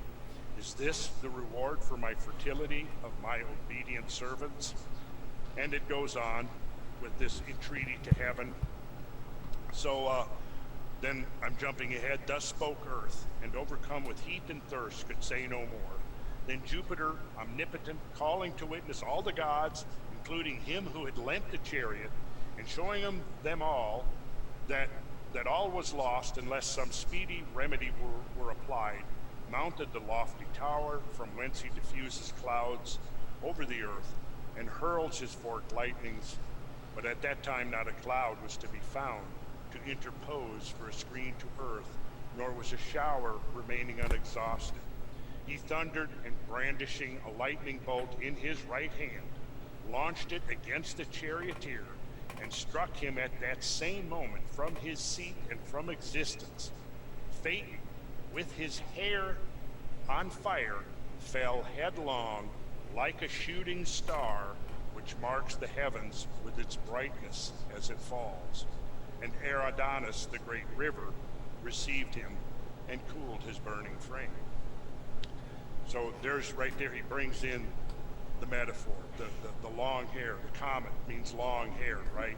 Like his hair on fire. He's a meteor shower, right? Which of course is the byproduct of a comet. And then, in variations of the myth, the sisters of Phaeton were the not the Pleiades, who were the sisters? Sisters, who? The twins? I don't know. No, it was sisters of Phaeton. No. Asking the wrong guys. Virgo, Gemini. Oh, you guys aren't accomplished classic scholars. You know how Something about the flooding waters? Yeah, because his sisters, Phaeton's sisters. What's the part about the thunderbolt though? Like I know that a thunderbolt was also what they would call sometimes an object coming in that was also called a thunderbolt. I've always taken that to mean that it's the space debris itself. I mean, there's a whole, thunderbolts now that I have to study into the, dealing with the idea that they're electrical discharges. And there certainly are possible electrical discharges from objects entering the Earth's atmosphere. Here, it's basically Jupiter saves the Earth by hurling a thunderbolt and knocking this thing out. Right? Wasn't there something with the Sphinx and how, I'm trying to remember the details on this, but there's an old Egyptian story that the Sphinx was hit by a thunderbolt and that one of the pharaohs came to see it later, implying that it was an actual object that had landed. Oh, I'm not familiar with that story. Okay, yeah, it always is implied to be. Huh? No. Sorry, go ahead. The Heliades, those were Phaeton's sisters. The Heliades. Okay. That's it. Heliades. So then a variant on the story goes that his sisters, after his death, his sisters were so grief-stricken that they wept. And their tears then fell to earth and drowned the world in the great flood. Oh, of course. So in that variation, then there's this, obviously, a connection then between an object, this cosmic object setting the earth on fire, followed by a great flood, which is pretty much the scenario now that's emerged from studies of the younger Dryas. Yes. Yeah. Phaethusa and Limpedia? Those are the Heliades? Yeah. Yeah. I don't know if I'm pronouncing that right. But I just read something else where it was like the tears of the daughters of Helios are amber. Mm-hmm. So they make jewelry out of the amber and. Yeah. Yeah, that's an interesting twist, isn't it? Yeah. I have a screen share here to do Sebastiano in 1703. His painting here of the fall of Phaeton. Where is it? There it is. So we're going through the myth of Phaeton because in Plato's dialogues, Yes. the old Egyptian priest referenced it when he was talking to Solon. That's exactly right. And so this myth is actually the preface to the Atlantis story. Right. And that's why we are dwelling on it. And I think there's an important reason why Plato prefaced the story with the myth of Phaeton. I mean, I think he's right at the outset. He's wanting you to tie in the idea of a cosmic encounter with the idea of the destruction of Atlantis. Is that Jupiter up there with his thunderbolt on the upper right? Yeah, let's see. This. There we go. Yeah. There you go. Yep, Jupiter hurling his thunderbolt, and you see Phaeton falling, the chariot here, the great steeds plunging to earth.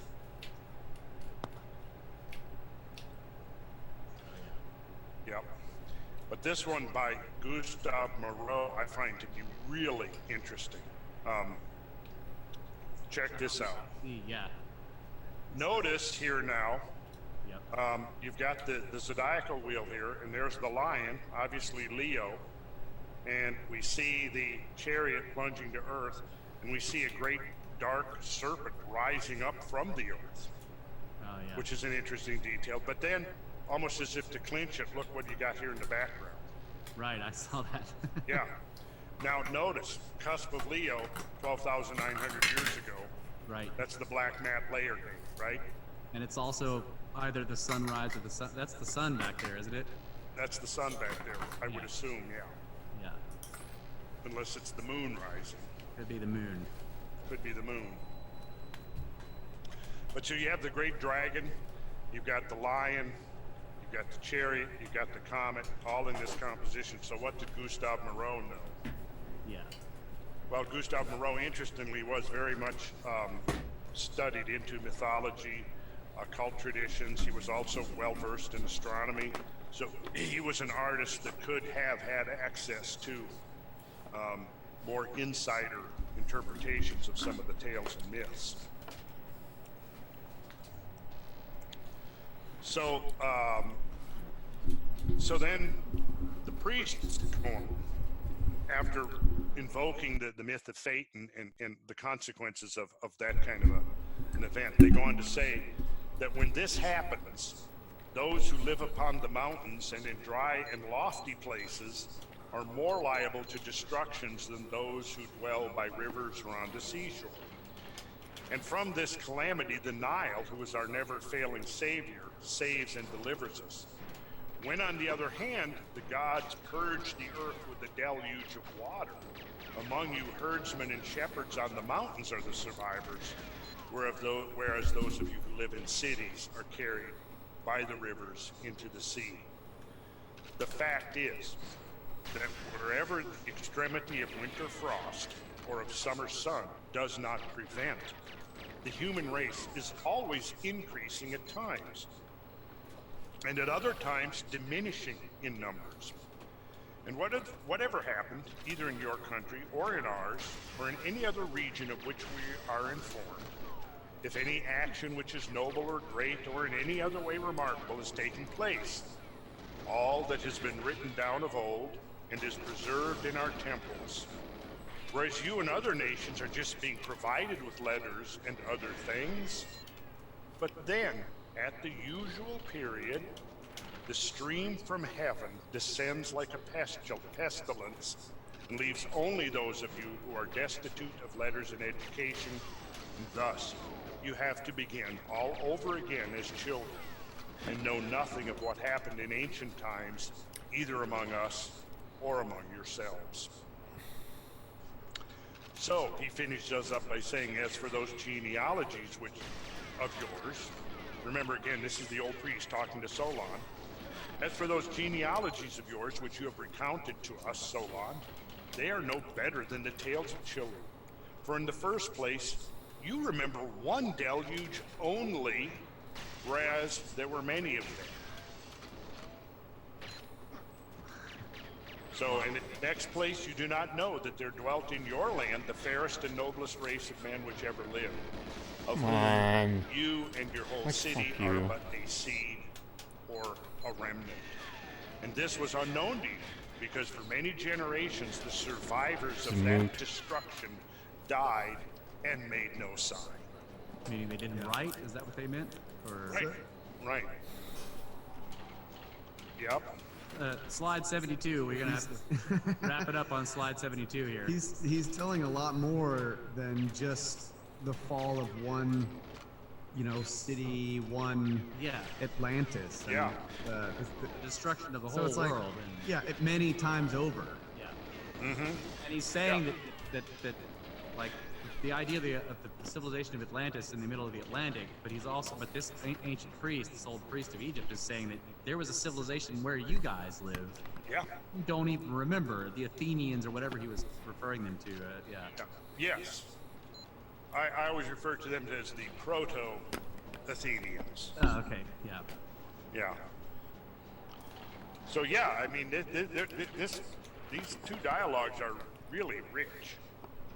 And you can see why I've been encouraging people for years to read them.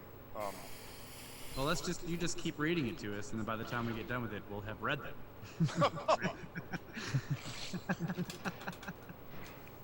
Just give us the Carlson reading of the Timaeus Critias dialogue. That would be awesome. Yeah. So then the priests go on to tell Solon that before the greatest deluge, that there had been a city where now Athens is, and he says it was preeminent for the excellence of her laws, and is said to have performed the noblest deeds, and to have had the fairest constitution of any which tradition tells under the face of heaven. Solon marveled at this and earnestly requested the priest to inform him exactly and in order about these former citizens. To which the priest replied, "You are welcome to hear about them, Solon," said the priest, "both for your own sake and for that of the city, and above all for the sake of the goddess, who is the common patron and protector and educator of both our cities. She founded your city 1,000 years before ours, receiving from the earth and Hephaestus the seed of your race. And then she founded ours, the Constitution of which is set down in our sacred registers as 8,000 years old, as touching upon the citizens of 9,000 years ago. I will briefly inform you of their laws and the noblest of their actions and the exact particulars of the whole we will hereafter go through at our leisures in the sacred registers themselves. A lot of interesting stuff there. Obviously, here he actually first gives the date. You know, here was this, this fair civilization in, pre-antediluvian Greece. Okay, that's what we're talking about, before this great flood, right? And he's putting this date at 9,000 years.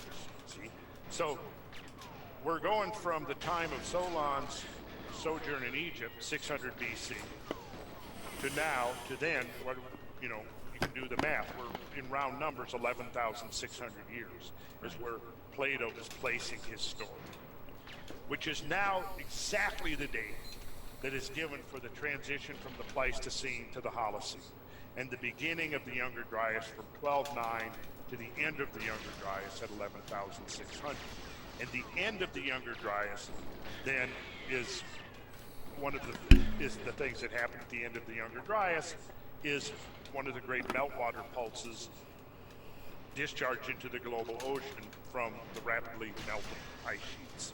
And that's when she founds the second city, which is ancient Egypt, right? Egypt was founded 1,000 years later. Right. So after that cataclysmic period, then they found Yeah, maybe 1,000 years later. So that puts it at like 10,600 years ago. Right, and they climbed on top of them. Yeah, and so you've got a millennium there for things to settle down, basically. And right. Yeah. Can you imagine if there was a place where you could go today where there'd be some old priest that would be like, yeah, sure, sit down. I'll tell you all the stories of these ancient places that we have been handed to. God, that would be freaking awesome.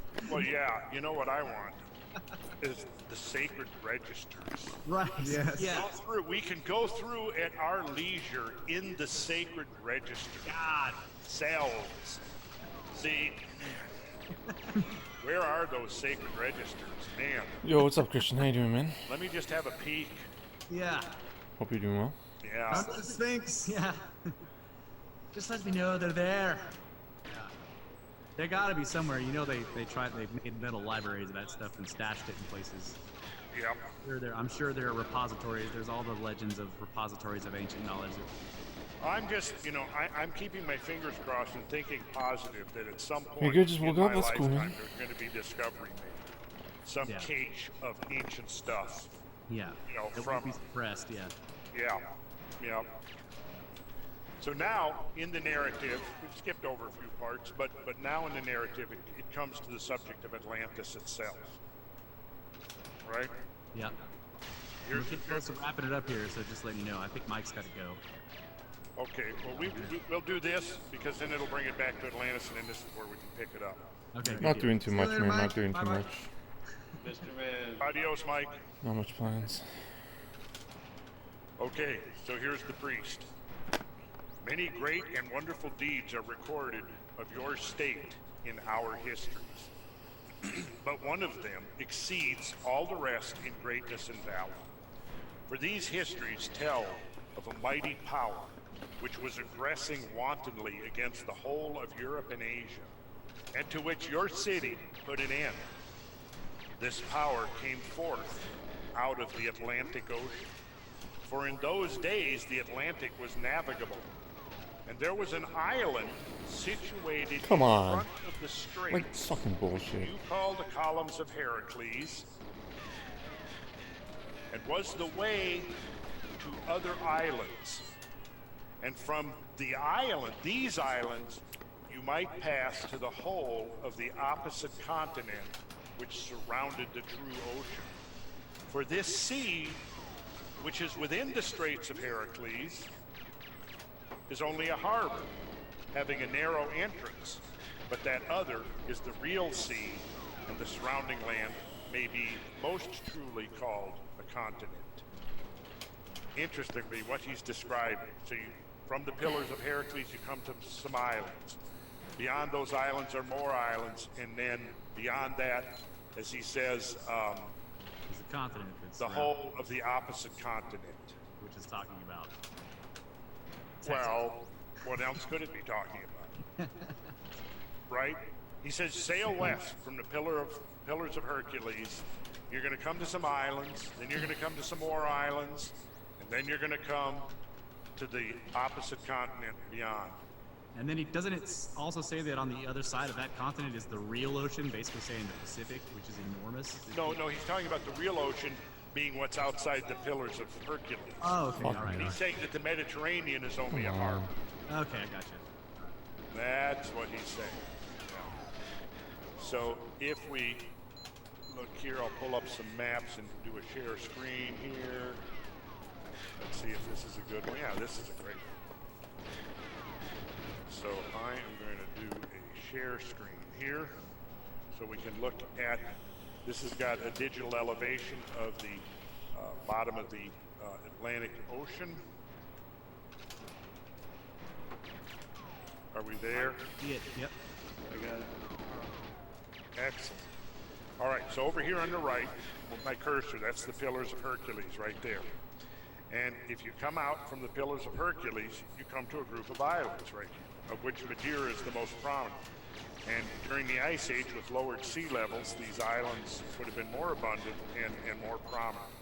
Then you go beyond those islands and you come to more islands here, which are the Azores, right? Then you go from those islands on and you come to the continent beyond. Right. So, I mean, what his geography fits perfectly with what's there. Yeah. Now, coincidence, maybe he didn't know what he was talking about, maybe he made it up, you know, whatever. But the point is his geography fits perfectly. What was the reference to that this ocean was navigable in those days? What did that mean? That he was implying that it's not navigable at the time of the telling? I presume that's one of the things that's a little bit difficult to interpret exactly what he meant. Okay. Well, maybe I'm just thinking that if there were more islands and there was more land sticking out, it would have been easier for them to do the island hopping. Yeah, and presumably the Pacific, the ocean gyre would have been different when the sea levels were way lower. But come on. That would have changed the navigational properties of it. Yeah, it would have. Of course, what we now know is that there is evidence of major underwater catastrophes that date back to this period. Yeah. So there would have been a time when, you know, the ocean there was really stirred up. That's true. Yeah. Yeah. Well, still screen sharing there. He's scrolling. I think we can wrap it up there, man. I know. We've got so many slides. It's gonna be great. Yeah, this is we'll begin into this. This is the evidence for these enormous underwater cataclysms. Just like basically whole flanks of islands falling into the ocean. Oh man. Preview, folks. Yeah, Stay tuned. We'll be coming back to that. So I'm going to stop share for now. We just started. So kind of what we've done here in the last couple of episodes is set the groundwork for further discussion of Atlantis. So that now the question becomes, is it possible that there is a sunken landmass in that area? Or is that completely out of the question? Right. And if it's completely out of the question, then we can presume, I think, safely that, you know, Plato meant the story allegorically. But so far what we're seeing is very interesting because there's just too many coincidental connections. The timing, to me, is intriguing. Could be a coincidence, 11,600, when a great meltwater pulse was introduced into the North Atlantic, and that's Plato's date. After which immediately Atlantis sinks, right? Is it physically possible for a landmass to subside? Well, that becomes the sort of the question. That sort of is a question for geology and geophysics. But what we'll do is we'll look at the actual evidence. Yeah. And look at, is there empirical evidence for any subsidence in the mid-Atlantic? And what do you think the answer would be? Are you asking us now? There it is. That is the question. That is the folks. question we will be asking in future episodes. Stay tuned. So to kind of wrap it up, what we found is that That's terrible. you know, Plato initiates his tale with this by referencing the myth of Phaeton. So we've kind of found out now what the myth of Phaeton is all about, which is highly suggestive of some kind of an encounter between Earth and likely a cometary mass that could have triggered, cataclysms, could have triggered both floods and fires. We know from, and we will be talking about this in future podcasts, of course, the evidence surrounding the younger Gyges, which gets more interesting all the time, and definitely is relevant to a story of Atlantis. And so we discussed the date, meltwater pulse 1b, 11,600, coincides with Plato's date for Atlantis, the subsidence of Atlantis, or immediately after, because 11,600 is kind of the conclusion of this great war between the Atlanteans and the Proto-Athenians, and it was immediately subsequent to that war that there was this tremendous catastrophe. And we'll get to those quotes, but it also mentions that there was a huge erosive event on the Greek peninsula that was happening simultaneous with the subsidence of this landmass in the mid-Atlantic. So clearly now that expands the scope of the phenomena considerably. Something to be investigated. See what happens when you do your homework for 40 years? Woo, awesome. You dig up a lot of great stuff. Yeah, but it's fun. Yeah, it is. It's, I can't think of anything more fun than exploring ancient mysteries. That's right. That's what we're dedicated to. Totally agree with that. And then telling people about it. Yeah, and then going out to Piquing visit their places. interest. Yeah. Yep, going out on field investigations, but also just like showing up at a party and having cool stuff to talk about. Yeah. Check out these pyramids, guys. It's a lot of fun. Well, I mean, the main reason we do this is to impress people, right? That's right. We want people to think we're cool. So we Yeah, try to learn a bunch of stuff about ancient stuff and talk about it. That's definitely why I do it. It works. I mean, you're looking at Coolsville, guys. That's it. It's all about. Cosmografia.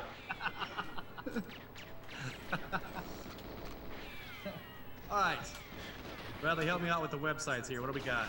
We got cosmographia.com. None of these are completely built yet, but they will be coming. So by the time all this stuff is going to get posted, they should be up and running. So cosmographia.com. With a K. Yes. With Right, a K, with a that's K. right. Also have randallcarlson.net, which will be the hub or the launching page for all of the sort of Randall Carlson associated sites. Yes. In the works. Right. So the email for the podcast, guys, where you can get a hold of us is cosmographia1618@gmail.com. So the first task is you guys send us emails about what you think that number is. Right. Also, Twitter, we have @Cosmographia, isn't that right? With a K? That's correct. That's the handle, Twitter Straight handle. up. Yep. So guys, don't forget to share the shows wherever you can share the shows. Get on Facebook, share it on Facebook, share it on Instagram, share it on Twitter, wherever you can share the shows. Also, Share it on cassette. mixtapes. Burn CDs of it. Also, don't forget to give us reviews. Any reviews especially on iTunes, helps a lot with spreading the show. So we want to get this out to as many people as possible. And obviously, Randall Carlson's content is always top notch. So it shouldn't be hard to get people to look at it. But any reviews you give on iTunes will help. And also, if you give a good review and you write something, we might read it on the show and comment on what you said. So That's one way to get a hold of us. We'll definitely look at the reviews. We're also going to have ways to donate for the show. We're building a Patreon, and there is going to be just a regular PayPal one-time donation button. We're going to get all that worked out. I'm just letting you know, if you want to donate, that would help us a lot. Doing this stuff isn't free, so getting some donations coming in so we can get better equipment, so we can get better software to do better screen sharing and video podcasting would be great. So don't forget to do all that stuff. And that's it. Thanks a lot, everybody. That's a wrap. Thank you, Randall. Come on, this stupid fucking game. Yep, that was a blast. Good night, everybody. Don't forget to do your homework. Cosmografia. Cosmografia podcast. Ragazzi.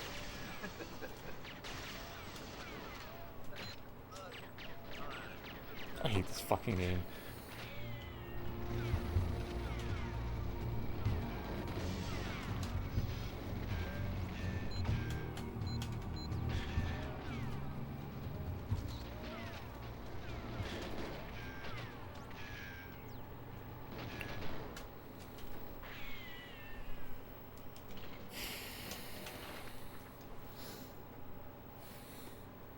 There's no reason to think that the ocean ends just beyond your horizon, and likewise, there's no God, reason these to autoplay think suggestions are just the so aftermath terrible. of our Big Bang Like, it's just so terrible. ends just at the boundary of what we can see. Indeed, there are quite strong arguments that it probably goes on about 100 times further. It may even go on so much further.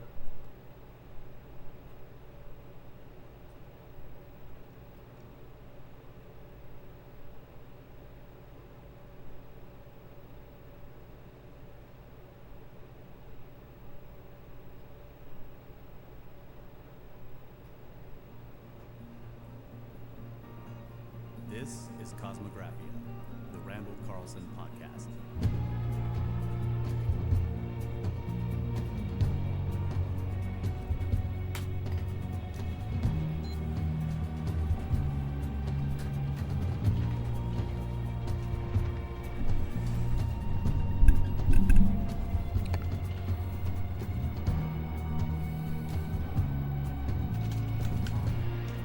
And welcome back, ladies and gentlemen.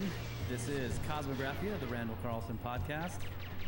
And I think we're going to be diving into more climate change stuff, extreme climate.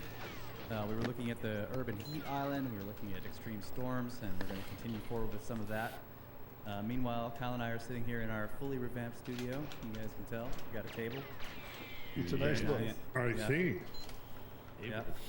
Kyle and Laura completely tore everything out of here and redid it over the past week or so. Yep. It's amazing. Impressive. Very nice. It is quite nice. I didn't have to do anything. Thank you. 10 by 10 by 10. You supervised, didn't you? I didn't. No, I wasn't. I was Didn't not even anywhere supervise. nearby. No, Okay. no. So Kyle, you just run your older brother off when you need to get a job done. I told When him I need to get things done, yeah. I told him I was like, hey, call me when you're gonna work on it. I never got a call. He just let me know, and he was like, that's what happened. he was isn't it? like, I'm done. I thought you were going to say, call me when you're ready to work on it so I can find something else to do for a while. Yeah, you're right. I didn't call. I just texted and said I'm working on the studio. Well, there it is, yeah. It's a different setup. I'm kind of feeling a little disoriented here. There's not much of a shelf for the beer in the background, though. I'm worried about that. Well, we do beneath have the shelves. guitar. We do have shelves off to the side here. You can't see them. No, Trust me, bro. When you get here, there's plenty of room for There's beers. plenty of room for beers. You're all good, bro. I'm coming. All right. Welcome to 2023, people. Heck yeah. Freaking A. Okay. New orbit. It's not fast enough. It is I got 2023 trolled. now?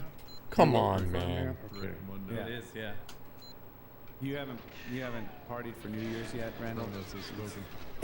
No, in fact, I'm behind. fucked. I totally took that don't think I photo. can still go back and Fuck party off. for 2012. I kind of, somewhere in there, I've got like 8 years, no, what, 13 years of partying to catch up on? Okay. I can help you out with that. Is that when I left town? Wait a second. What happened? Yeah, 2023. Jeez. I remember reading the novel, George Orwell's novel, 1984 in high school, and I'm thinking at the time, 1984. God, that's like geological eras into the future. Be so that'll never be here. Jeez. Then what was the next one? I was a sophomore in high school for that. That was like required reading, or I guess I think I went over to somebody's house and watched the movie at that point. It was required reading. Well, now don't they ban that book in high schools because it's getting too close to reality? Yeah, that sounds like today. Yeah, it did occur to me that like in 2 years we'll have been a quarter of the way through this century. It's crazy. Whoa. Yeah. Yeah, and I remember there was some fear, that the year 2000 was going to be the end of the world. Yep. Remember that? Yep, 2000 and then 2012. Then 2012. Yeah, we were I think it's 2047 we have to look forward to. 2047. Yeah. Is that right? Yeah. We're not going to make it. Well, we got the 2100 what's Apophis though? That's 2039 or 2029 or 2036, something like that. Anyway, so yeah, there's options for total destruction. We got our way. options. We have options for Yep. total destruction. whatever death you want to look forward to, somebody's gonna offer it and sell it to you. Okay, so in other words, we have, as far as the apocalypse goes, we have options. We have That's options. right. Yes. Okay. But we're giving a always good to have positive options. outlook here. Yeah. This is how we're gonna live through it all. Yeah, You just have to learn how to make an awesome fossil face. That's right. So that if you are preserved, when they dig you up, you're going to be the fossil they stick at the very beginning of the museum. That's you're right. Yeah, because you want to be like this. You don't want to be like this. Is that what you're talking about? Yeah. Okay. Yeah. Got it. You Okay. just want to be like, You're like, ah! Yeah. Bring it on. you're the first thing they see when they walk in the futuristic museum. Okay. Just take it easy, Mike. Calm down now. You're in 2023 too, Mike.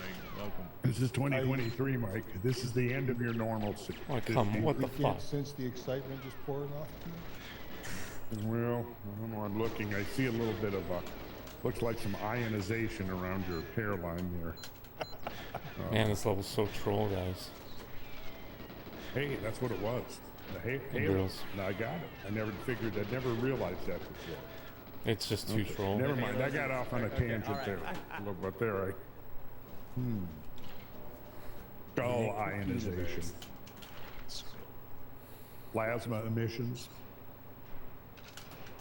So yeah, Randall, you kind of continued to show graphs that break down the paradigm that's been put out to It's too make slow. people think that this is the most Gotta YOLO extreme it. period we've ever been in the whole life of the planet. And that is just not true. So where are we going tonight? Oh my God. Gotta rein it in here and get focused. Okay, Brad is. I don't know. You want to have some more laughs? No. We're done with the laughs for the evening. I will No say more while laughs. now that I got you focused and you can figure all that out. I Bimini, the island of Bimini, the ocean behind me. I went there to see if I could find the Bimini Road. Right, so we're doing tours, and it's off this coast somewhere. I wasn't quite able to get it to see it myself, but the guys I talked to said they were aware of the Ancient Apocalypse series with Graham Hancock now on Netflix, and a lot of people were talking about it, and I sent them specifically to it, the right episode, and they said, well, by the time you come back next year, we'll have a tour over there. So we're going to be able to see the Bimini Road, though I didn't quite get to it myself. I definitely want to go see it. It's a beautiful ocean, regardless. Yep. Oh yeah. It's amazing. It's an amazing place. Just east of Miami, off the Florida Peninsula. This is definitely a place, Randall, where we can do science and drink beer at the same time. Well, and you guys we can had catch up on your party. You guys had an expedition with George Howard there to go off of Miami and find a potential impact site there, right? That got kind of derailed from COVID. Yeah. So that's in between Miami and the island of Bimini. So we may be able to package these. Uh-huh. Yeah, we still want to get out there. Heck yeah. Yeah. I haven't made up my mind yet whether it's natural or artificial. Yeah, that's why I want to see it. But it's only, what, 50, 60 feet down? Or 30 feet? No, it's 20. Like 20 feet. Yeah. Oh, okay, Very so, shallow. so that would have potentially been above water. Let's see, at what point were sea level 20 feet lower? I have a graph I could probably pull up. Can you pull that microphone up? You've shown images that you have of the erosion of the limestone shorelines there in the Bahamas, where sea level is 20 feet higher. So we visited a cave site at Nassau that it seemed obvious that the ocean level was higher, and this cave system was the result of the crashing waves. Mm-hmm. And how far above the sea level was it? Modern sea level? Oh, I don't know if they're 30 feet. You know, 30 feet. We were directly across the road from the beach, so yeah, well, less than 50 for sure. Mm-hmm. Well, yeah, we should definitely devote a whole discussion to the issue of sea level. Because there's some very interesting things out there that definitely shows that sea level has been considerably higher than now. Many times. Yeah. Right. It's gone up as much as 20 and 30 feet, and gone down as much as 400 to 450 feet. Well, right into some of the same areas we look in the Carolinas where the bays are. There's also a coastline up there. Yep, that's right. So yeah, I thought maybe we'd just talk for a minute first about the recent Rogan podcast with John Reeves. What do you think? Absolutely. Oh yeah. I haven't even watched it yet. Yeah, I haven't watched it yet, but I know it's super pertinent. Oh yeah. Well, and you know, it vindicates further Frank Hibben. You know, Frank Hibben, that we talked about Frank. Right. He was the anthropologist at the University of New Mexico who was pretty much one of the small handful of mid-century catastrophists. And his catastrophism was based upon following the come on. The gold mine. That headshot was the camera shot. Like, it's just so stupid. And he saw himself what John Reeves was describing to Joe, and wrote about it. That's and so concluded fucking that nice. it had to have been a catastrophe. Like, fuck in off. fact, I actually have. Yeah, that was probably in the 30 or 40s episode, so I'll make sure that link to that episode, or there's probably multiple episodes, but yeah, there's one where you spent quite a bit of time reading directly from his accounts, from his book, from Frank C. Hibben's book. Yeah, and very, very poetic and poignant. Yeah. Mm-hmm, very much so. So yeah, and I have some pictures also showing. Now I don't know if this is exactly what Reeves is doing, but it's similar. I mean, because these pictures that I've got here, I can do a share screen here.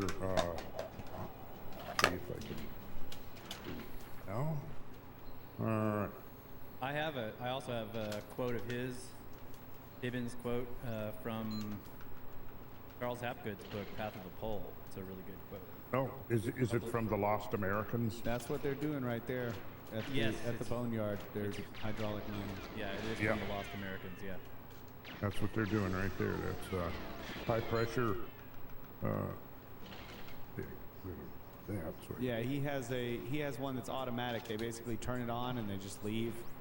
And I guess it runs for a couple hours and they just come back, turn it off. I would guess that, you know, the technology has gotten a little more sophisticated since the 1920s. But it's basically the same idea. Using high pressure to blast away the muck, the frozen muck. Yeah, what is he called? The giant or something like that? I don't remember what it's called. Well, and then right here is the Hibben quotes. So since we've already done this, I don't think we'll get back into this. Other than this is a great quote. You know, he raises the question here, the Pleistocene period ended in death. This was no ordinary extinction of a vague geological period. I'm so bad at the This is last to an cam, uncertain guys end. and girls. This It was death terrible. was catastrophic and all-inclusive. The large animals that had given the name to the period became extinct. Their death marked the end of an era. But how did they die? What caused the extinction of 40 million animals? Yeah, 40 million is an understatement. Yeah, and yeah, 40 million is probably an understatement. And then this graph, you know, I've been, let's see here, I, you know, try to keep up with things changing. Let's see if I've got this graph handy here. Recently published by the World Data Center, I think it's called World Data Center. This is by the ourworldindata.org. You can download the annual data based on estimates by the History Database, I think it's the too Global slow. Environment, I think it's too slow. and the United Nations. Oh, come on. Come on. So I am going to... It's over. Share It's this over. screen and we'll look at this graph here. This is a very interesting graph. It's way too slow. The size of the world population over the last 12,000 years. So here we are now at 7.9 billion in 2022, and we back up down here. Let's see, what was the, okay, so yeah, 190 million in the year zero. And then when you go back, you can see this is a declining logarithmic curve as you go back. And 4 million in 10,000 BC. So that's 12,000 years ago. So according to this graph and these demographers who put this together, I suppose a whole bunch of people collaborated to come up with this. But there we go, 4 million people in 10,000 BC. Now, thinking about the overkill hypothesis. You know, I mean, when you start thinking about it, amongst this is now 4 million, that would be the aggregate population. So that's going to include children, it's going to include women, it's going to include old people. We can presume that if the population was, and you can see here, it's a pretty steady state. No, there, no! 10,000, 8,000, so 6,000 BC. 4,000 BC, so, you know, here's 8,000 years that's gone by and the population has barely changed, right? So how do you explain that? I mean, then obviously people are dying off at almost the same rate that they're being born, or, you know, so the question is how many people are being born during this period of time? And if we assume within the standard models of, you know, pre-industrial societies that, you know, infant mortality was up to, you know, like 50%, you know, that half the babies born, maybe even not even half made it to adulthood. So you got to keep a lot of babies being born just to keep the population being stable. Thank you. And if that's the case, then a lot of babies are having to be born, a lot of babies are dying, young people are dying, people are not making it to adulthood. And it means that basically women have to be wholly preoccupied with producing babies, right?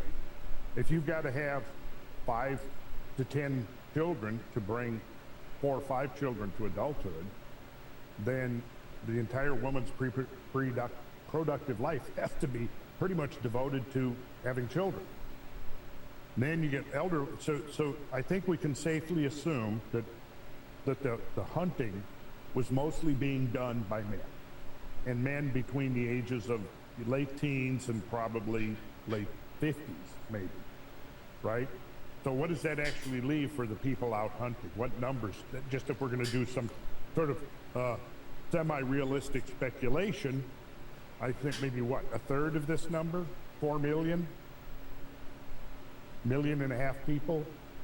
So what's the basis of 4 billion? I mean, how do they establish that? Well, I mean, like I said, this is, you know, we've gotten into this before, and I can't say with certainty what parameters they've used for this, but you know, this is, I mean, is it the just result of, yeah, I mean, this is the result of a whole lot of people working on this for decades, basically. It says based on estimates by the History Database of Global Environment and the United Nations. Right So there, yeah. Based on estimates. Yeah. So they're basically basic of creating a mathematical calculation and do a reverse extrapolation. Is that what you're saying?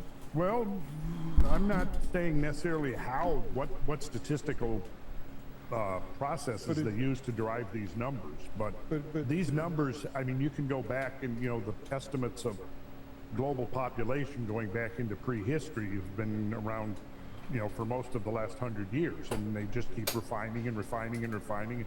New data comes in, and you know, it's interesting to me that this ends basically at 12,000 years ago. And I think we've already shown enough evidence to suggest that there was a population bottleneck at the Younger Dryas.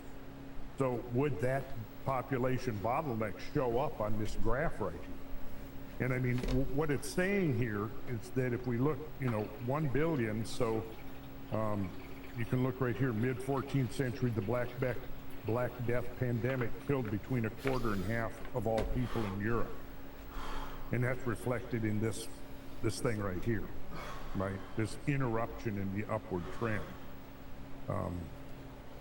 The average growth rate from 10,000 BCE before Common Era to 1700 was just 0.04% per year.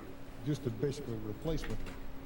Yeah, that's exactly what I was saying. I mean, you know, people are dying off at the same rate babies are being born, essentially, for all these thousands of years here.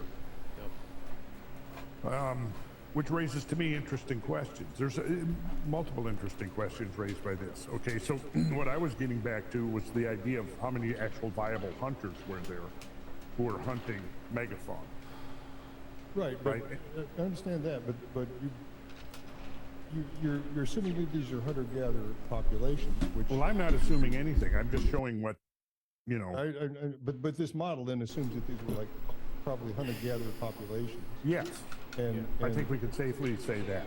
So you're talking about a very low population density, tribes of 150 people wandering around over the current landmass similar to the landmass we know it as today. Right. So, you know, when you've got 4 million people, you know, that's half the size of the city of Atlanta. Yeah. Dispersed about the entire globe. Yeah. What's it say about your mass kill? Well, that's my point. That's my point, Mike. You know, you're saying what? That you know, Frank Hibben just referred to the reference the number 40 million. Now that, of course, encompasses many species of megafauna, but I've read estimates of the number of mammoths alone in the world maybe was on the order at least equivalent to Africa at the turn of the century, which was maybe 8 to 10 million elephants. And that's considered like a conservative number. There may have been, so assuming like say 10 to 12 million mammoths worldwide, all right? And then within 1,000 or 1,500 years, they're completely extinguished. How plausible is it that they were exterminated entirely, 100% completely, so fast that they couldn't replicate themselves by small roving bands of Paleo-Indian hunters? Right. When the number of mammoths apparently outnumbered the number of hunters, probably by a factor of 4 or 5. Right, and we've discussed this idea before, and it continues to fascinate me because, you know, and I agree with you. It might be fast enough. Your skepticism, because what are they gonna? They decide, oh, it's lunchtime, let's go kill a mammoth. What? What a scam! Yeah, what a scam! There was actually I think what a scam! This was for a Russian study where such a fucking scam. A Russian paleontologist was trying to figure out how much meat that Paleo-Indians were having to eat on a daily basis to eat all the mammoths to extinction. And then I did like a conversion, and I think it turned out to be something like eating 12 double it's such fucking quarter bullshit. pounders with cheese every day. So it was something, you know, and I'm thinking, these guys, well, is there any evidence that these guys had like rampant obesity? Yeah, an obesity problem. That makes it harder to hunt. Oh, no, Yeah. sure. Yeah, it's harder to chase mammoths. 10 pounds of mammoth meat every day. It was something like that, yeah. And I thought, I don't know, I'm a little skeptical here. Yeah, so that's, it just to me, if we assume this, and we assume that there wasn't a global industrial civilization at 10,000 BC, I'm having a hard time attributing the mass extinction of the megafauna to nomadic Paleo-Indian hunters who are living primarily through hunting and gathering. And I'm also skeptical about how much time they would have each year when they weren't hunting or gathering to build gigantic pyramids and move 10, 20, 40-ton blocks around. Anyhow. Yep. It's a whole different I agree with topic that. right It's a whole different topic, but you know, it just to me, you know, there's multiple places I think where we Hate can this question game. prevailing narratives about what was going on in prehistory. Well, we can finish this with, I'll read this other quote from Hibbins.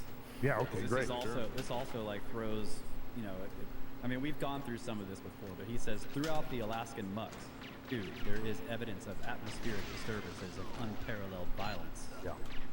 Mammoth and bison alike were torn and twisted as though by a cosmic hand in godly rage. In one place, we can find the foreleg and shoulder of a mammoth with portions of flesh and toenails and hair still clinging to the blackened bones. On the Close camera, by I'm is the shooting neck too and early. skull of a bison with the vertebrae clinging together with tendons and ligaments, and the chitinous covering of the horns intact. There is no mark of a knife or cutting instrument. The animals were simply torn apart and scattered over the landscape like things of straw and string, even though some of them weighed several tons. Mixed with the piles of bones are trees, also twisted and torn and piled in tangled groups, and the whole is covered with fine sifting muck and then frozen solid. And that's not hunting. unless, yeah, no, that's not hunting, unless they were really upset about something and throwing temper tantrums and. Right, a tantrum, like a tantrum in the forest. Throw the trees in there with them and everything, rip it all apart, and then make it freeze. And then bury it in 60 feet of mud. Yeah. I'm sorry, Randall, I do want to point this out before you make this disappear, that there's a consistent 12 years for the next billion. So 75 to 87, 87 to 99, 99 to 2011. So there's that is not accelerating on how fast the reproduction rate is. And then 11 to 2022 is not quite the extra billion, but it's not quite 12 years either. So I just want to say that there is that consistency of pattern in the increase. It's not accelerating, whatever that means. You're looking at the graph, the size of the world population? Yeah. Okay. Yeah, on the right side there, the Oh. 3 billion to 4 billion is 15 years, but then from there on, each extra billion is 12 years. Uh-huh. Okay.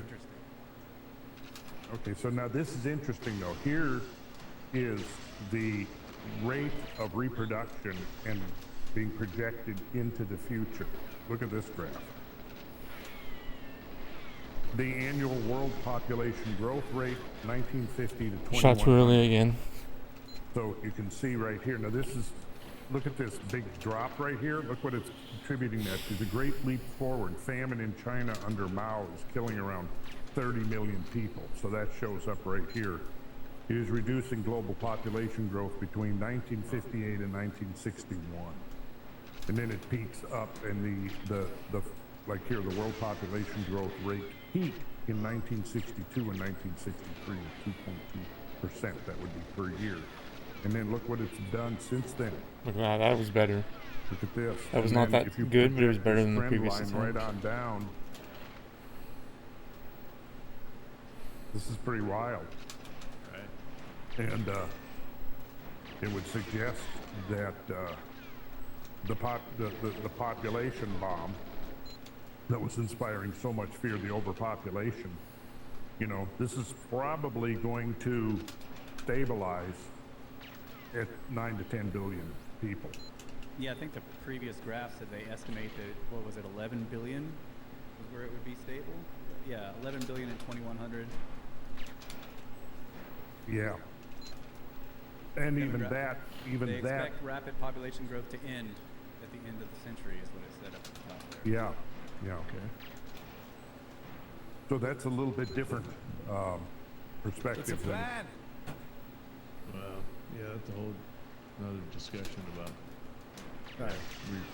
reproductivity rates and male fertility. My back was so terrible. This brings up that whole debate I recall from the 70s, 80s about world food shortages, population explosion. Mm-hmm. You know, none of that happened. No. You know, you had people at the highest levels of economics and what forecasting saying, yep, we're due for this massive explosion. That was better. Eat all the food. We're all going to That was starve. better. And it didn't happen. Well, that's a very interesting discussion. I don't know if we're necessarily going to go there this evening, but it's a very interesting discussion. What happened? I mean, there was advances in agriculture. I mean, the density of agriculture production increased considerably since the mid-20th century. In other words, growing more food on less land. That was one fact. There was multiple factors, of course. And more reliably, right? And more reliably, Yeah, right. less likely to have some factor that destroys. Oh, that was a good attempt. We got boosted though. And then you've also got different pesticides that increase the output, but also damages people and makes people ill. That people die off. However, interesting though, I mean, if you just look at lifespan in the aggregate, people have gotten considerably, the average lifespan has gone up considerably since the mid-20th century. And most especially in a lot of the third world countries. Well, and look at the current crop of aging, like me and you, Gary. We're generally healthier than our ancestors were at our age. You know? Yeah. People at 60, 65 were considered ancient and physical. Remember my grandparents, great-grandparents. They were literally ancient before their time. I'm 73. I just turned 73 in November. I'm in pretty good health. Yeah. You know? And you are as well, Randall. You know? So, you know, the state of the health of the elderly is good. Why? Well, that's been my impression. Yeah. I would like to live for another 100 years, to tell you the truth. I'm having a good time. We're not dying off and leaving it to the young people yet. So, thank God for that. Fuck you, Mike. Eat it. No, we're not talking about. He said eat it. Kyle, are you 40 yet, Kyle? Yeah. Okay, so you're don't worry, man. You're okay, not in that. You weren't talking to me, Mike? No, I love you, Mike. I'll admit you.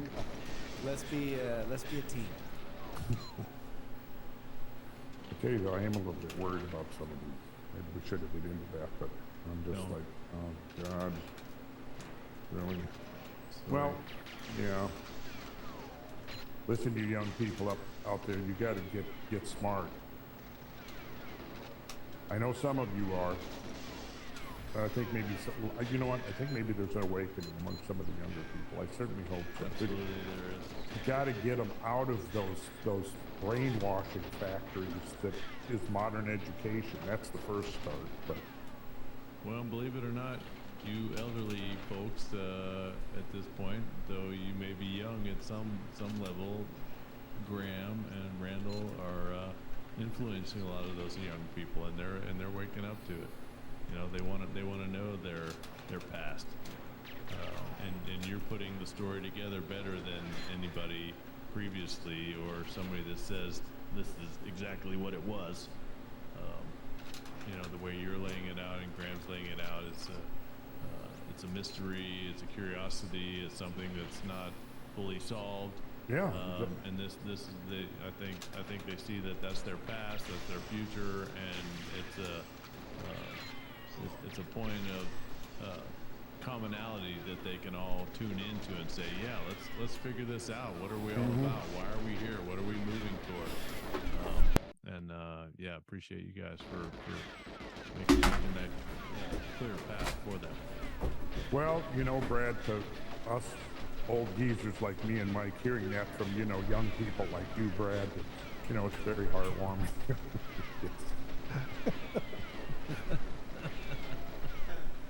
All you youngsters out there. My friends for my whole life have been 15 to 20 years older than me, right? Like you guys. So it's like at some point they're going to be 15 to 20 years younger, and I'm going to want to pull them up into, hey, see what these other guys, you know, path they laid the way for us. So. Did you hear that, Kyle?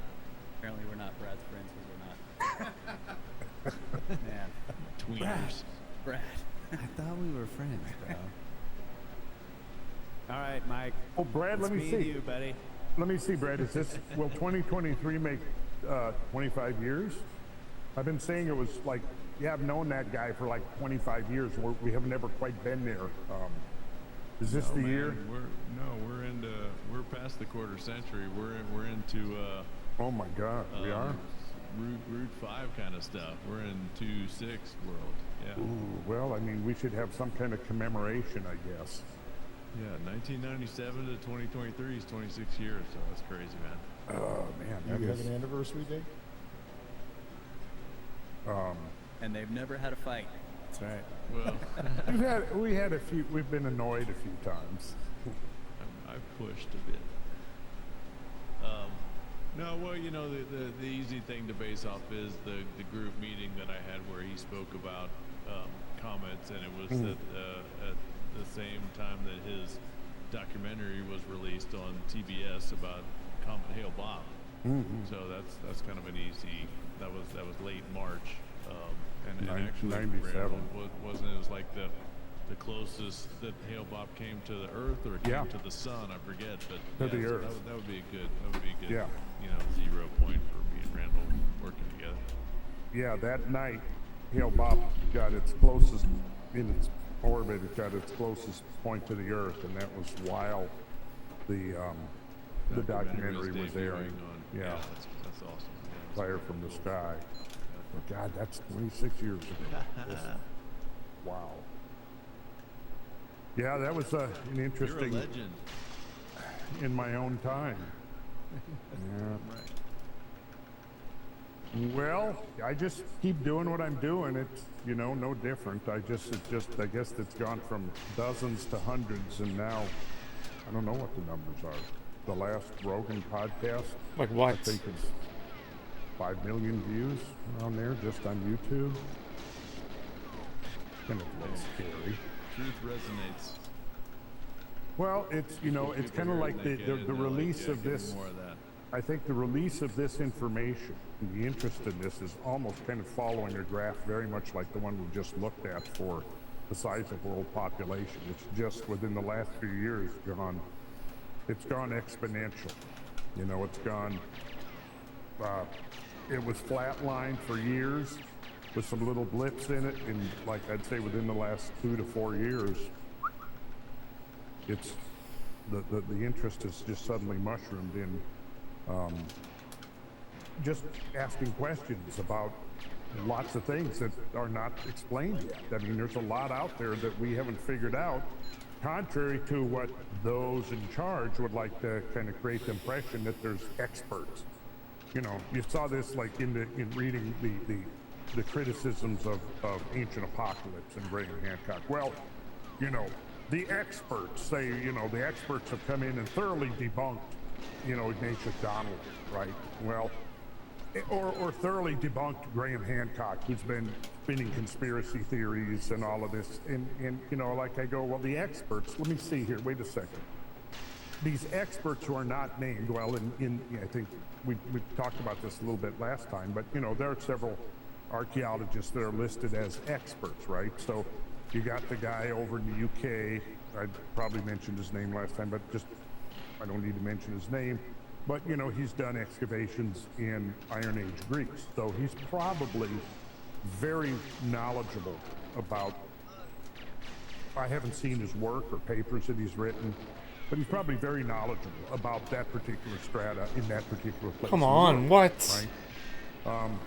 But they keep going, well, the experts, but think about this. Now, obviously, we all know Graham. I know Graham very well. Brad knows him well. We've hung out.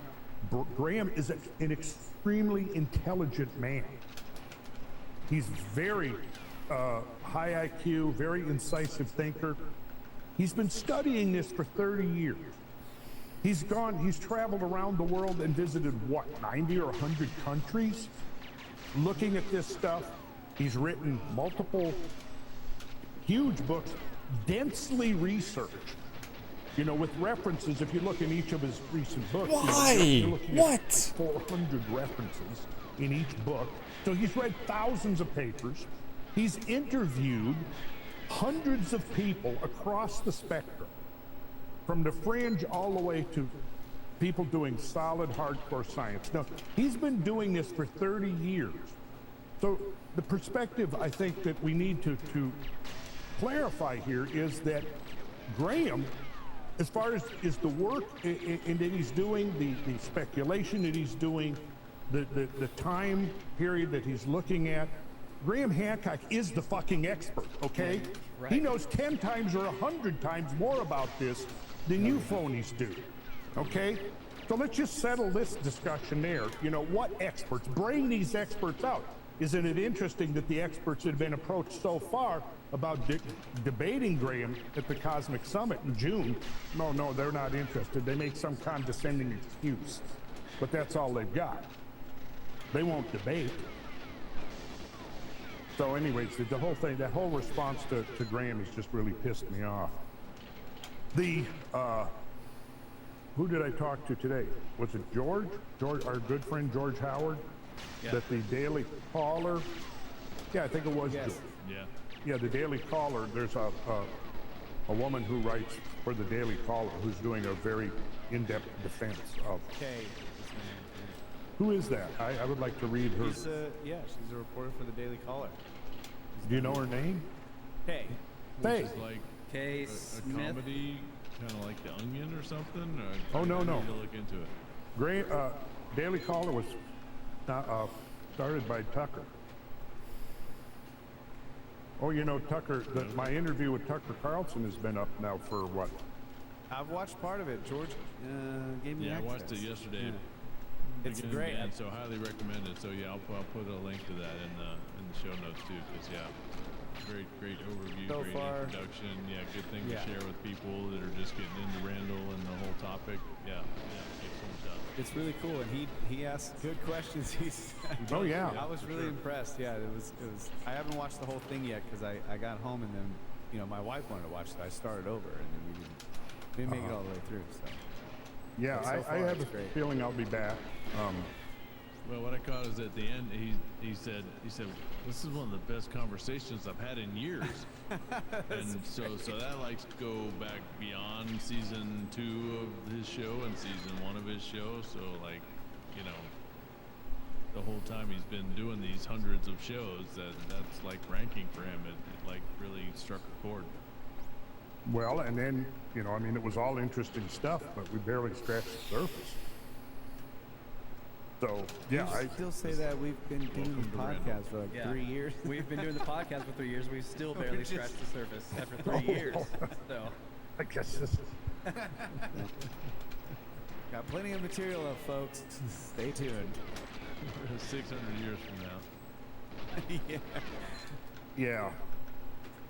But this is going to be, so just, I segued off and mentioned the Cosmic Summit for people that don't know. You guys will be there, right? Oh, Serpent Brothers? Right. You better be there. It wouldn't be right if you guys weren't there. We're going to be there. And Thank you.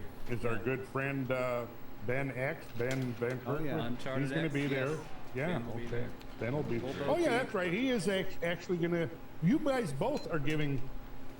Yeah, Ben's giving a presentation, and so am I. Yeah. Oh, that'll be great. And Yeah. for I'm those of sweeping you floors, guys. Randall. What's that, Kyle? Keeping the floors Kyle's clean. the janitor. He's gonna make sure the floors are clean. Okay, well, so in other words, I can just throw whatever my trash. If I'm drinking the coffee, I can just throw the cup down on the floor. He's That's gonna right, make sure yeah. we have a stage for you all. The rest Kyle, of you. Yeah, all I'm working on production. Oh, okay. Well, I'm going to say that both Ben, now that I've heard both Ben and Russ's presentations, they're great. Thank you. You really, You guys. yeah, and I think I've heard yours twice now, and I think you keep doing it. I have a feeling it's just going to keep getting better. Thank you. Yeah. You get that sense that as you present it each time, it just Yeah, kind of get rolls. better at it. You well, do. yeah, and he's been to Egypt again since the last time I've seen it, which Yeah. is probably 3 times. So I know his sense of all of it is going to be concise and his verbalization. So yeah, excellent part of the program is coming up there in June 17th and 18th, Asheville, North Carolina. Yeah, CosmicSummit2023.com. Yeah. Yeah, and I think by that time I'll have a better handle on some of the theoretical implications of plasma technology, because I'm really sensing that that's the direction we're going to be going to solve this problem of ancient technology. Plasmoid or plasma? Well, a plasmoid is a coherent configuration of plasma in a toroidal shape. I mean, you can have plasma, a lightning bolt is plasma, aurora borealis is plasma, but when you get it, a plasmoid is when it takes that characteristic toroidal shape. Okay. And that's, where this thing gets really interesting, because once you get that coherent configuration, there are ways that you can extract energy from it. Just think about a sphere and imploding the sphere along its axis so that you get that toroidal shape. It bends in at the top. Picture a perfect sphere. Picture an axis with a North Pole and a South Pole, and then you collapse it so that the North Pole meets the South Pole. And basically what you've got here is a situation now is that there are ways to accelerate electrons and ions along a pathway that circles down into the interior of that donut. And so you have that clockwise circulation, like in the northern hemisphere, counterclockwise in the southern, and they meet at the equatorial plane. These two vortices of whirling plasmas that are now coherent into this vortex form, almost like two tornadoes touching down. And at that 0 point is where the energy can be extracted. The theory behind it is actually pretty impressive once you get into it. Ultimately, I say, and you can confirm this, Randall, but that's basically a scaled down model of a black hole. It is kind of, yes. And it's also based upon one of the implements within the loop there is being referred to as a thunderstorm generator, because it basically creates miniature thunderstorms within these concentric spheres. It's really interesting stuff. And I'm not ready to talk about it in detail, only until I get much better clarification on all the specifics. But yeah, I mean, and then we can obviously, if we want, Kyle, and I appreciate, Kyle, before we started here tonight, we were discussing the whole energy thing. Kyle was expressing skepticism, which is very important and valuable. There absolutely needs to be. And that's how science works. You got to have somebody who's going to say, wait a second, show me, prove it to me. And then that's the challenge. And so we're going to do that, I think, hopefully over the next few months. And by the time we get to June, I could see possibly applications here, coherent applications, possible, that, hypotheses about how stones could be cut, for example. Because if a stone face is exposed to a high intensity plasma, it causes atomic changes literally in the structure of the molecules on the face. of the stone that can be measured. And so there becomes an objective way of determining whether or not stones have been exposed to plasma energies. So that's, you know, you can set up, you know, so what you got to do in something like this is set up tests and see if we can duplicate. And I will mention that as far as, and you're absolutely right, Kyle, when you said earlier, we got to see working prototypes. Yeah. And it's not enough to just see a video, but a video can still be an important component in that process because somebody's got to marshal the resources. And this is why I brought some people together, you know, with the Navy SEALs, with the inventor, and the wheels are now in motion to build a prototype, several working prototypes based upon the principles of coherent plasmoids. So, you mean, are you talking about the 2 SEALs and a walrus? Those guys? Well, one of those guys. One of those guys. One of those guys and his team of other, you know,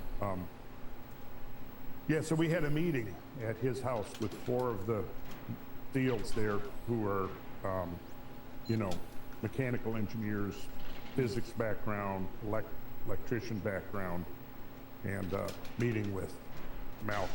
So we had a 3-hour meeting where Malcolm basically laid out the basic principles, gave them schematics, and they were actually working on price lists now to acquire all of the Guys, I can never hit that camera. Materials, yeah, exactly. So this will be ongoing, and we will report on this as it evolves. Team of former Navy SEAls that have the qualified backgrounds with engineering and sciences and specific skills that would allow them to create a prototype. And how appropriate that Randall knows these guys and can pass it on. I'm gonna play for another 15 minutes and then I'm gonna sign off.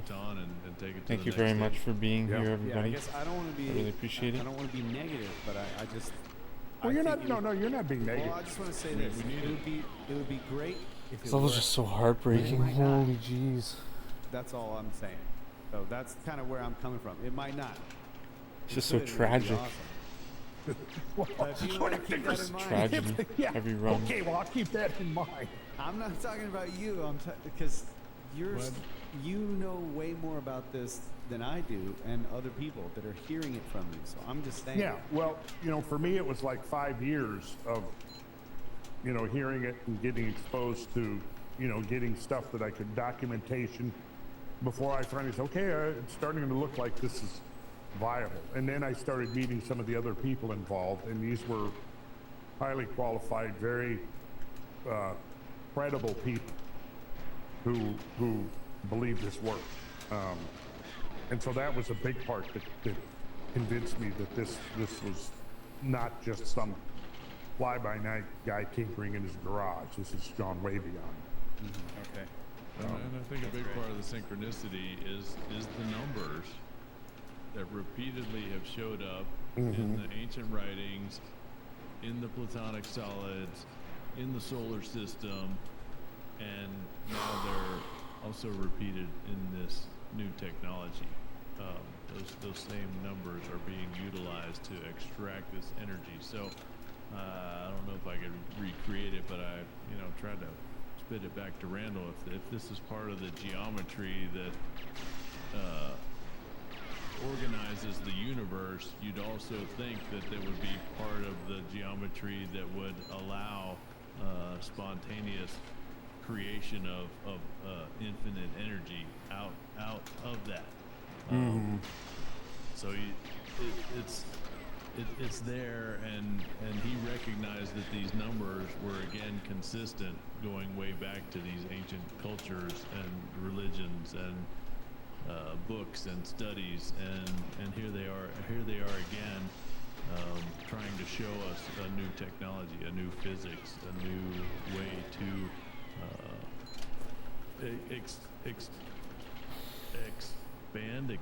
expulse, get that energy. Expound. Oh man, expunge.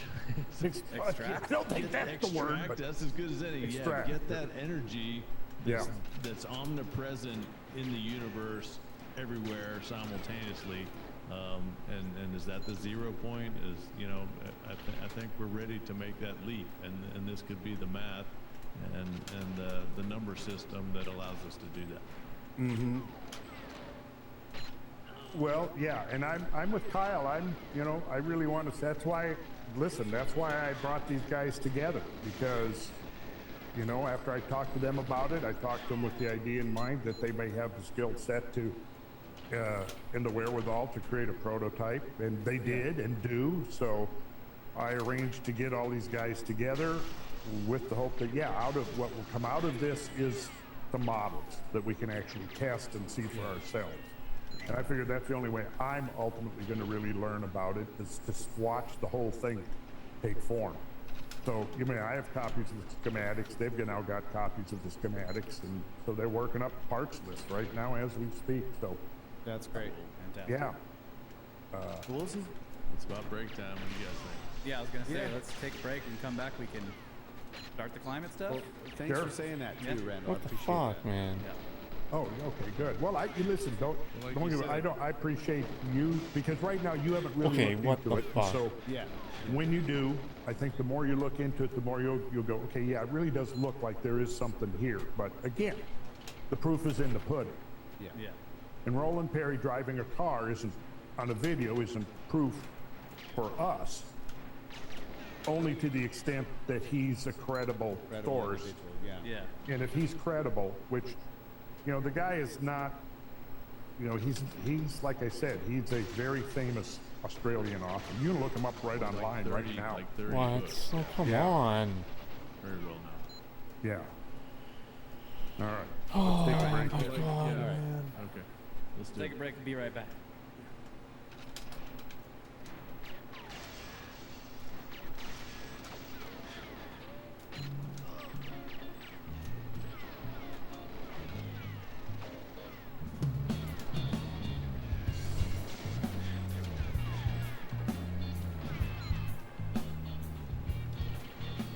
And we are back, ladies and gentlemen. Cosmographia. After a long break, lots of discussion, stubborn stuff. But we will be getting back to the climate change stuff. But this is somewhat of a free-form conversation,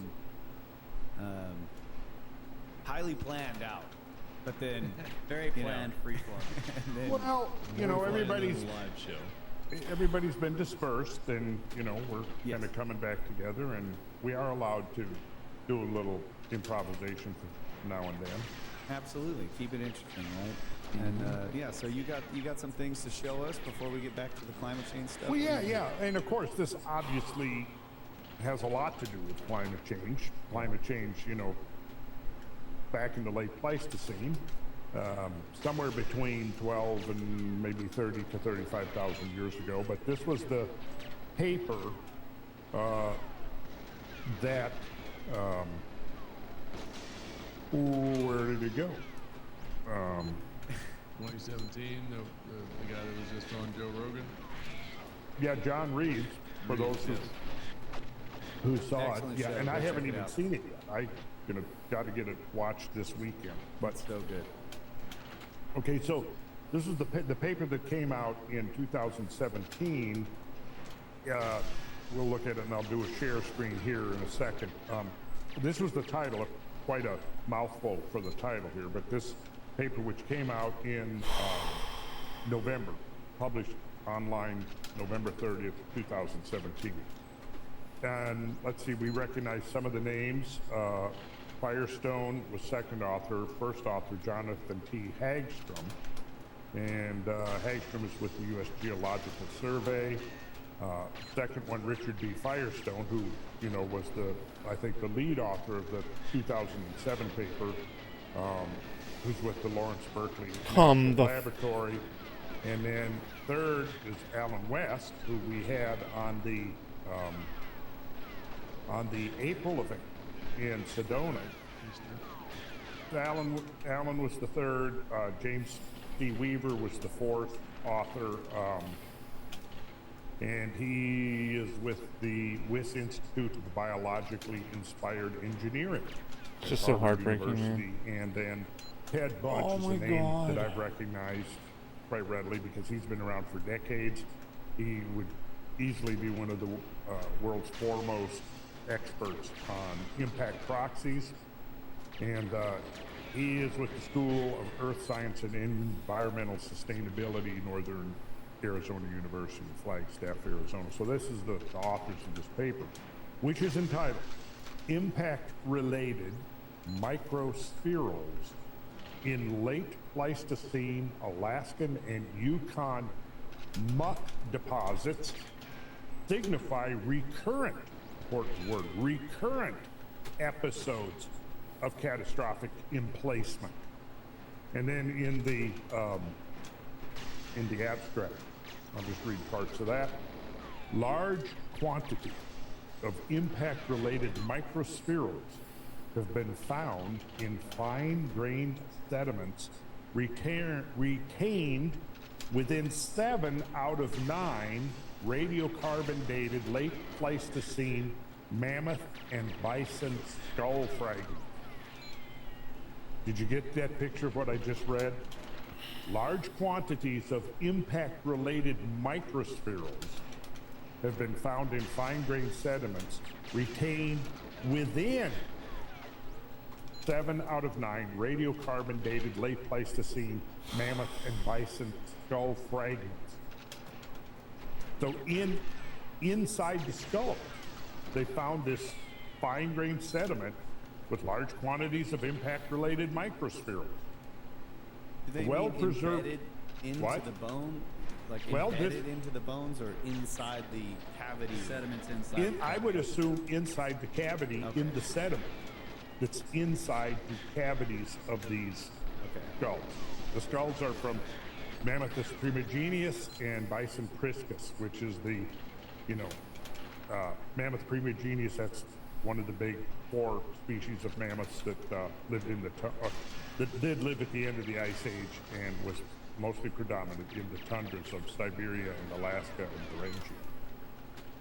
The well-preserved fossils were recovered from frozen muck deposits, which is organic rich silt, exposed within the Fairbanks and Klondike mining districts of Alaska, USA, and the Yukon Territory, Canada.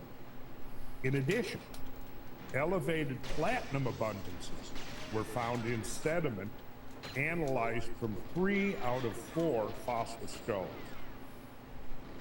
In view of this new evidence, the mucks and their well-preserved but highly disrupted and damaged vertebrate and botanical remains are reinterpreted in part as, and I'm going to guess with a high degree of confidence that this applies to Reeves' deposit that he was talking to Joe about.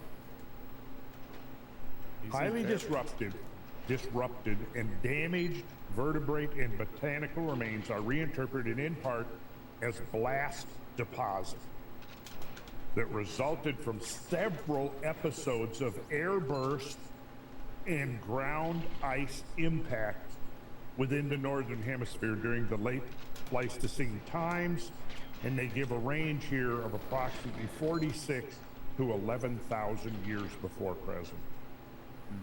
Such a scenario might be explained by encounters with cometary debris in Earth-crossing orbit that was generated by fragmentation of a large, short-period comet within the inner solar system. And then as far as cometary debris in Earth-crossing orbits, they suggest, in parentheses, the Toric complex. And of course, and for those of you that haven't seen, all right, Halloween 5 more minutes and then we'll sign off. Get it and watch. Thanks for being here. Okay. So let us look at. By the way, what's this? Alan West is on the website for Cosmic Summit 2023. Oh, he's been added in, so. Yeah, he's listed as a speaker. Excellent. All right, so this paper, you can see the 2 squares here. So there's a. Yo, Baron, what's up, man? How you doing, broski? Excuse me. Fairbanks. I'm about to sign off is in one of 5 the minutes, sites man. that they looked This at level is and just so heartbreaking. What's going on, extracted dude? samples of, and then this one over here near Dawson What's City going was on? the other one. Chad, Baron. Check this Tell out. me. Let's look in the little detail here. You see this white line? That's the Laurentide ice sheet. So it's reaching from here all the way over to the Atlantic and covering most of Canada. And then you see this white line is the Cordilleran. You can see how close they're coming here. Let's see, I don't know. Okay, it says 23 to 19,000 years before present. Map showing eastern Beringia. Chilling, that's cool, man. That's cool, dude. During the last glacial That's maximum. awesome. When It's hot out. Yeah, it the is. sea level was 120 I like meters it. below its present level. But oh, that sucks. Megafauna Sorry, fossils dude. of this study were initially Should be fun. collected between Hopefully it's fun. 1940 Get some and sun. 1954 from mining operations near Fairbanks, Alaska. And I bet you Frank Hibben was involved in some of those early collections. And more recently from the Klondike mining district near Dawson City in the Yukon Territory. Permafrost zones discriminated by dashed purple curves were continuous, greater than 90% frozen ground, discontinuous and sporadic white curves outline areas of both continental and mountain glaciation, within the latter having occurred in the Brooks Range of northern and the Alaskan Range of southern. So you can see here's the Alaskan Range down here, and here's the Brooks Range up here. Yo, what's up, So Stash? they were heavily glaciated. But What in am I doing between, today, yo? it's interesting to note that I'm just gonna go out for a bit. unglaciated. And then all of Beringia man? was What's up, unglaciated. friends? And here, this is something to note about this graphic. Going out you with really my begin to girlfriend see to a the bar, extent actually. of Should the be nice. exposed land Cool. Yeah, from nice. the 400-foot lower sea Thanks, level. man. So all of this was, a continuous landmass across here, Thanks, man. occupied by millions of Pleistocene megafauna. And interestingly, these Nice. same Thanks, type of friends. deposits that are showing up in Alaska are found over here in Siberia. This level is just so And heartbreaking, it's interesting man. to speculate what may still Holy be jeez. on the bottom of the ocean, both the Arctic Ocean and the North Pacific Ocean. Certainly, there are numerous accounts, and we'll be circling back to talking about, we'll do a series on what I think of as the lost world, the whole... How late about you? What are Pleistocene, you doing what's today? going on, because even just since we started doing this podcast a few years ago, there's been some very interesting new evidence and things that have come out. Anyhow, come you can really on. get an extent of how vast this now submerged landmass really So was. dumb. This was not. I remember when I first learned about the Bering Land Bridge and looked at maps, I was thinking it was just these two peninsulas connected here. But that was decades Okay, ago. 3 But, more minutes. Thanks for being here. obviously, It was way Stash, more Baron, than that. Christian, You can see all of the Moonraker, everybody, hand area lurkers. here was, I appreciate was, it. emergent. So it was densely inhabited by large numbers of megafauna. I think the new I Siberian appreciate islands you. should be up, I don't know if that them or are they farther north? I think they're up here a little further. Yeah, so they probably were part of that. And Yes. those are covered also in Yeah. megafauna fossils, We frozen have- trees, or the reports say that anyway. Yeah. So that might be an indication of how many were down there. Right. Yeah. And then there would have been a isolated mountain glacier here. Now, of course, now these are just remnant glaciers from what they were. But yeah, so take a good look here. Oh, that was really pull up some fast. maps. Take a closer look. But I thought I'd just touch on this because of the fact that it's being talked about right now after the recent Rogan podcast. So I think I have to start watching some of the Do you cutscenes. want to look at something else there? well, are those squares defining where the muck deposits are? Yes. And where the studies from the 2017 paper Maybe not. are, and where John Reeves' recovery sites are? I don't know where John Reeves' recovery sites. Okay. And they wouldn't have been located in this paper, but I'm sure we'll find out. That's all exciting though to try to track that down and see where that is. That's Oh gonna yeah, be I fun. tend to do some He does in-depth. show it on the, Yeah, on I the think podcast. you pull they pull up a map. They pull up a map and show you close to the exact spot. So, Ah, okay, all right. Well, we'll have to I'd like to see where it compares to where Frank Hibben was. Yeah, I know, me too. So then, here I'll just... And then also in Graham's, was it America Before? He spent, a chapter talking about the mud deposits also. Yeah. And kind of defending Frank Hibben. Oh yeah, he did. Graham actually did a great defense of Hibben. Absolutely. Yeah, he did. The fossil skull fragments assembled for this study are Wisconsin and in age. So that's a pretty wide stretch. I mean, because we're going back, to over 100,000 years ago. So we will focus on information concerning emplacement of the corresponding Gold Stream formation. Then it's thing to see supplementary information, which I don't have pulled up here on the stratigraphy of it. But there was the King Solomon formation in the Klondike district, and their incorporated vertebrate and plant remains. Similar organic rich lust deposits also occur in Siberia and are called Yedoma, Y-E-D-O-M-A. So like what? Come on, it's bogus. That the same kind of deposits are found over in Siberia. So overall, the fossil bones recovered from these units show a spectrum of preservation ranging from highly weathered to exceptionally well preserved with intact ancient DNA. The recovered mummified or freeze-dried partial carcasses also indicate that some part of the permafrost in the Fairbanks and Klondike areas has existed there since Wisconsin time. Moreover, soil horizons were often buried and frozen before the plant material could decompose, in some instances preserving it for more than 700,000 years. The remarkable preservation of vertebrate and plant remains within the mucks, however, is in stark contrast to the physical disruption and damage affecting much of this material. Much of the skeletal remains from Alaska and Yukon were disarticulated and broken prior to freezing, and the rare preserved carcasses this is the last were run. often I might do one more mangled after. and torn apart. Now, this is exactly conforms to how Hibben described it. I'll do one more. Such dismemberment has been attributed to predators and scavengers. But these explanations raise questions, including why the carcasses remaining fat and flesh had not been consumed.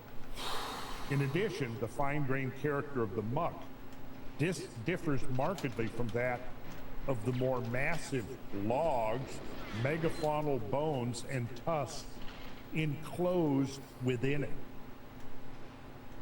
Massive logs, megafaunal bones, and tusks. Although the valley bottom mucks are thought to have accumulated from gradual downslope movement of primary upland loess by slope wash, creep, and mudflow, this scenario appears inconsistent with the required rapid burial and freezing of well-preserved carcasses and plant remains. Fossil bones are astonishingly abundant in the frozen ground of Alaska. Come and on. Most observers from Quackenbush to like what? Poway, It's just so dumb, guys. have made similar remarks. The majority And of they didn't even give Alaskan you the photo? fossils have Really? been found in Creek Valley What? bottom, but the fossils have not been abraded or water-worn. Bones are generally found throughout a given valley and have been recovered from almost all creek valleys that have been mined. According to Otto Geist, most of the Pleistocene bones from Fairbanks District were found in black muck containing plant remains. In Klondike District, most of bones are mostly found near the base of the King Solomon Formation. Interesting name for a geological strata. usually within a few decimeters of its contact with the underlying auriferous gravel bed. Auriferous means gold bearing, of course. Now, how interesting that there has been apparently, okay, so after these deposits are in place, then the normal meteorological waters draining through these lost deposits are washing the gold down through them, so it's now been accumulating for presumably, what, 10 or 12 or 20,000 years, or at the base of this muck, and it's in the gravel bed. And ultimately, didn't Reeves say that that was the condition there in his deposits? Yeah, I think he was basically saying it ends up sitting on top of the bedrock below and mixed in with the gravel below all the muck. Yeah. That's where the gold is at. Yeah. So where is this? Where's the ultimate origin of this gold? Why is gold being apparently contained within these muck deposits?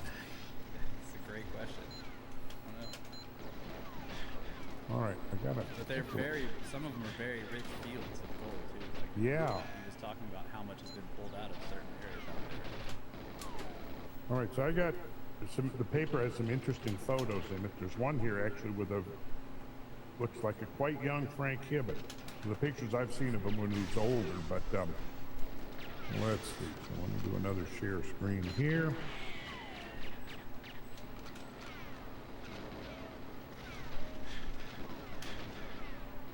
That's Hibbin right there on the right.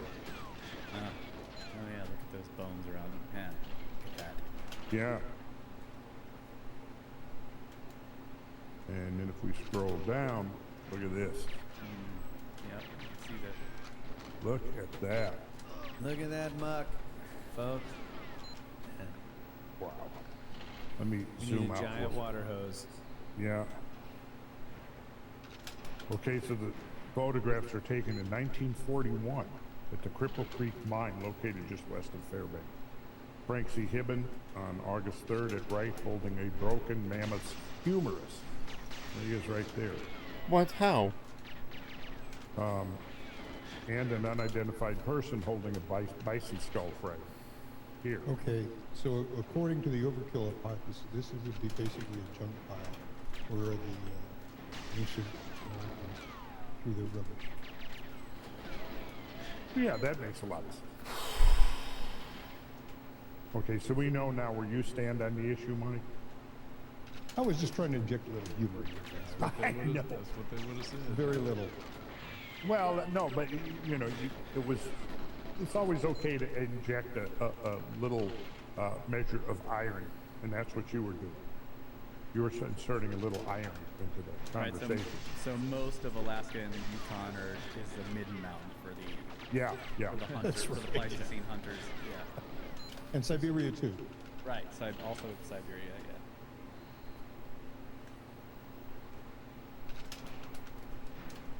They obviously hunted a lot of trees. Yeah. Yes, they were tree hunters. Tree hunters, yeah. Like stupid back boost, man. Otto Geist. Okay, so this is Otto Geist here on August 4th, standing next to a runoff stream from hydraulic jets used to thaw and wash away the muck overburden, which is in the background, and expose the gold-bearing gravel. See figure 2. Okay, So note that How? trees and logs. We'll come back to that. So here's a cross section of that particular deposit. Yeah, there. Notice the gold-rich zone is it's percolated all the way to the bottom. Yeah, it sits in the depressions. There's another one above it. See it? A small one above it, the gold-rich zone. It's right there. Yeah. It That accumulates. is so cool, dude. I don't know. It sifts out. Yeah, it's so heavy and dense that it just goes to the bottom of everything, including the gravel. Yeah. Yep. So let's go back to this. Yeah, note the logs, branches, and other plant material protruding from the fine-grained frozen muck. Yeah. Both photographs are from the Frank C. Gibbons photograph collection, courtesy of the Maxwell Museum of Might be worth paying a visit to the Maxwell Museum of Anthropology.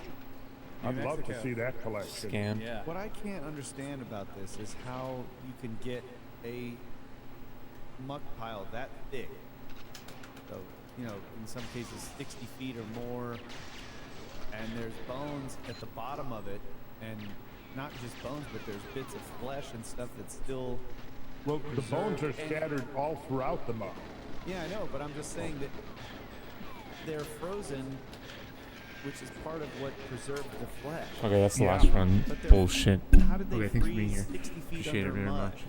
Just too fast dumb. enough to preserve the flesh before it Just rots? too dumb, Yeah, guys. If the source of the cold is the We'll get it soon. We'll get it you soon. know, Thanks for being here. It takes Appreciate a it. long time to freeze through 60 feet of mud down to the bottom of it. To preserve the flesh. Yeah. Because in some cases there's like flesh preserved. Yeah. Well, that wasn't really striated at all that I could tell. So No. it's not a pulsing in and out of a wave or a tsunami. That's what I was going to ask when you started in there. Is Always this a lot of like rain now? It's nice. the result of a huge wave that comes in and then pulls all that material back out in one big mass? Or how do you end up with that actual deposit? Yeah. So, And like you're saying, Kyle, how do the bones and the other stuff end up at the bottom? well, I Just think how does it get? Yeah, I'm saying, I'm trying to figure out how.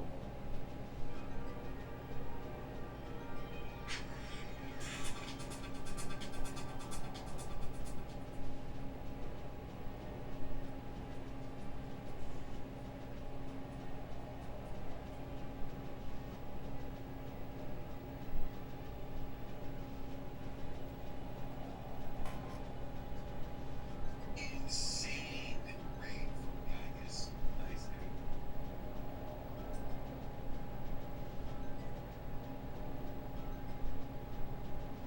Top row. And rows. Just looking chilly. Getting corrected overnight. We were up and down slope. Really up and we were down. So moving both in track. Absolutely tracking. Turn on rest. This fucking steerage.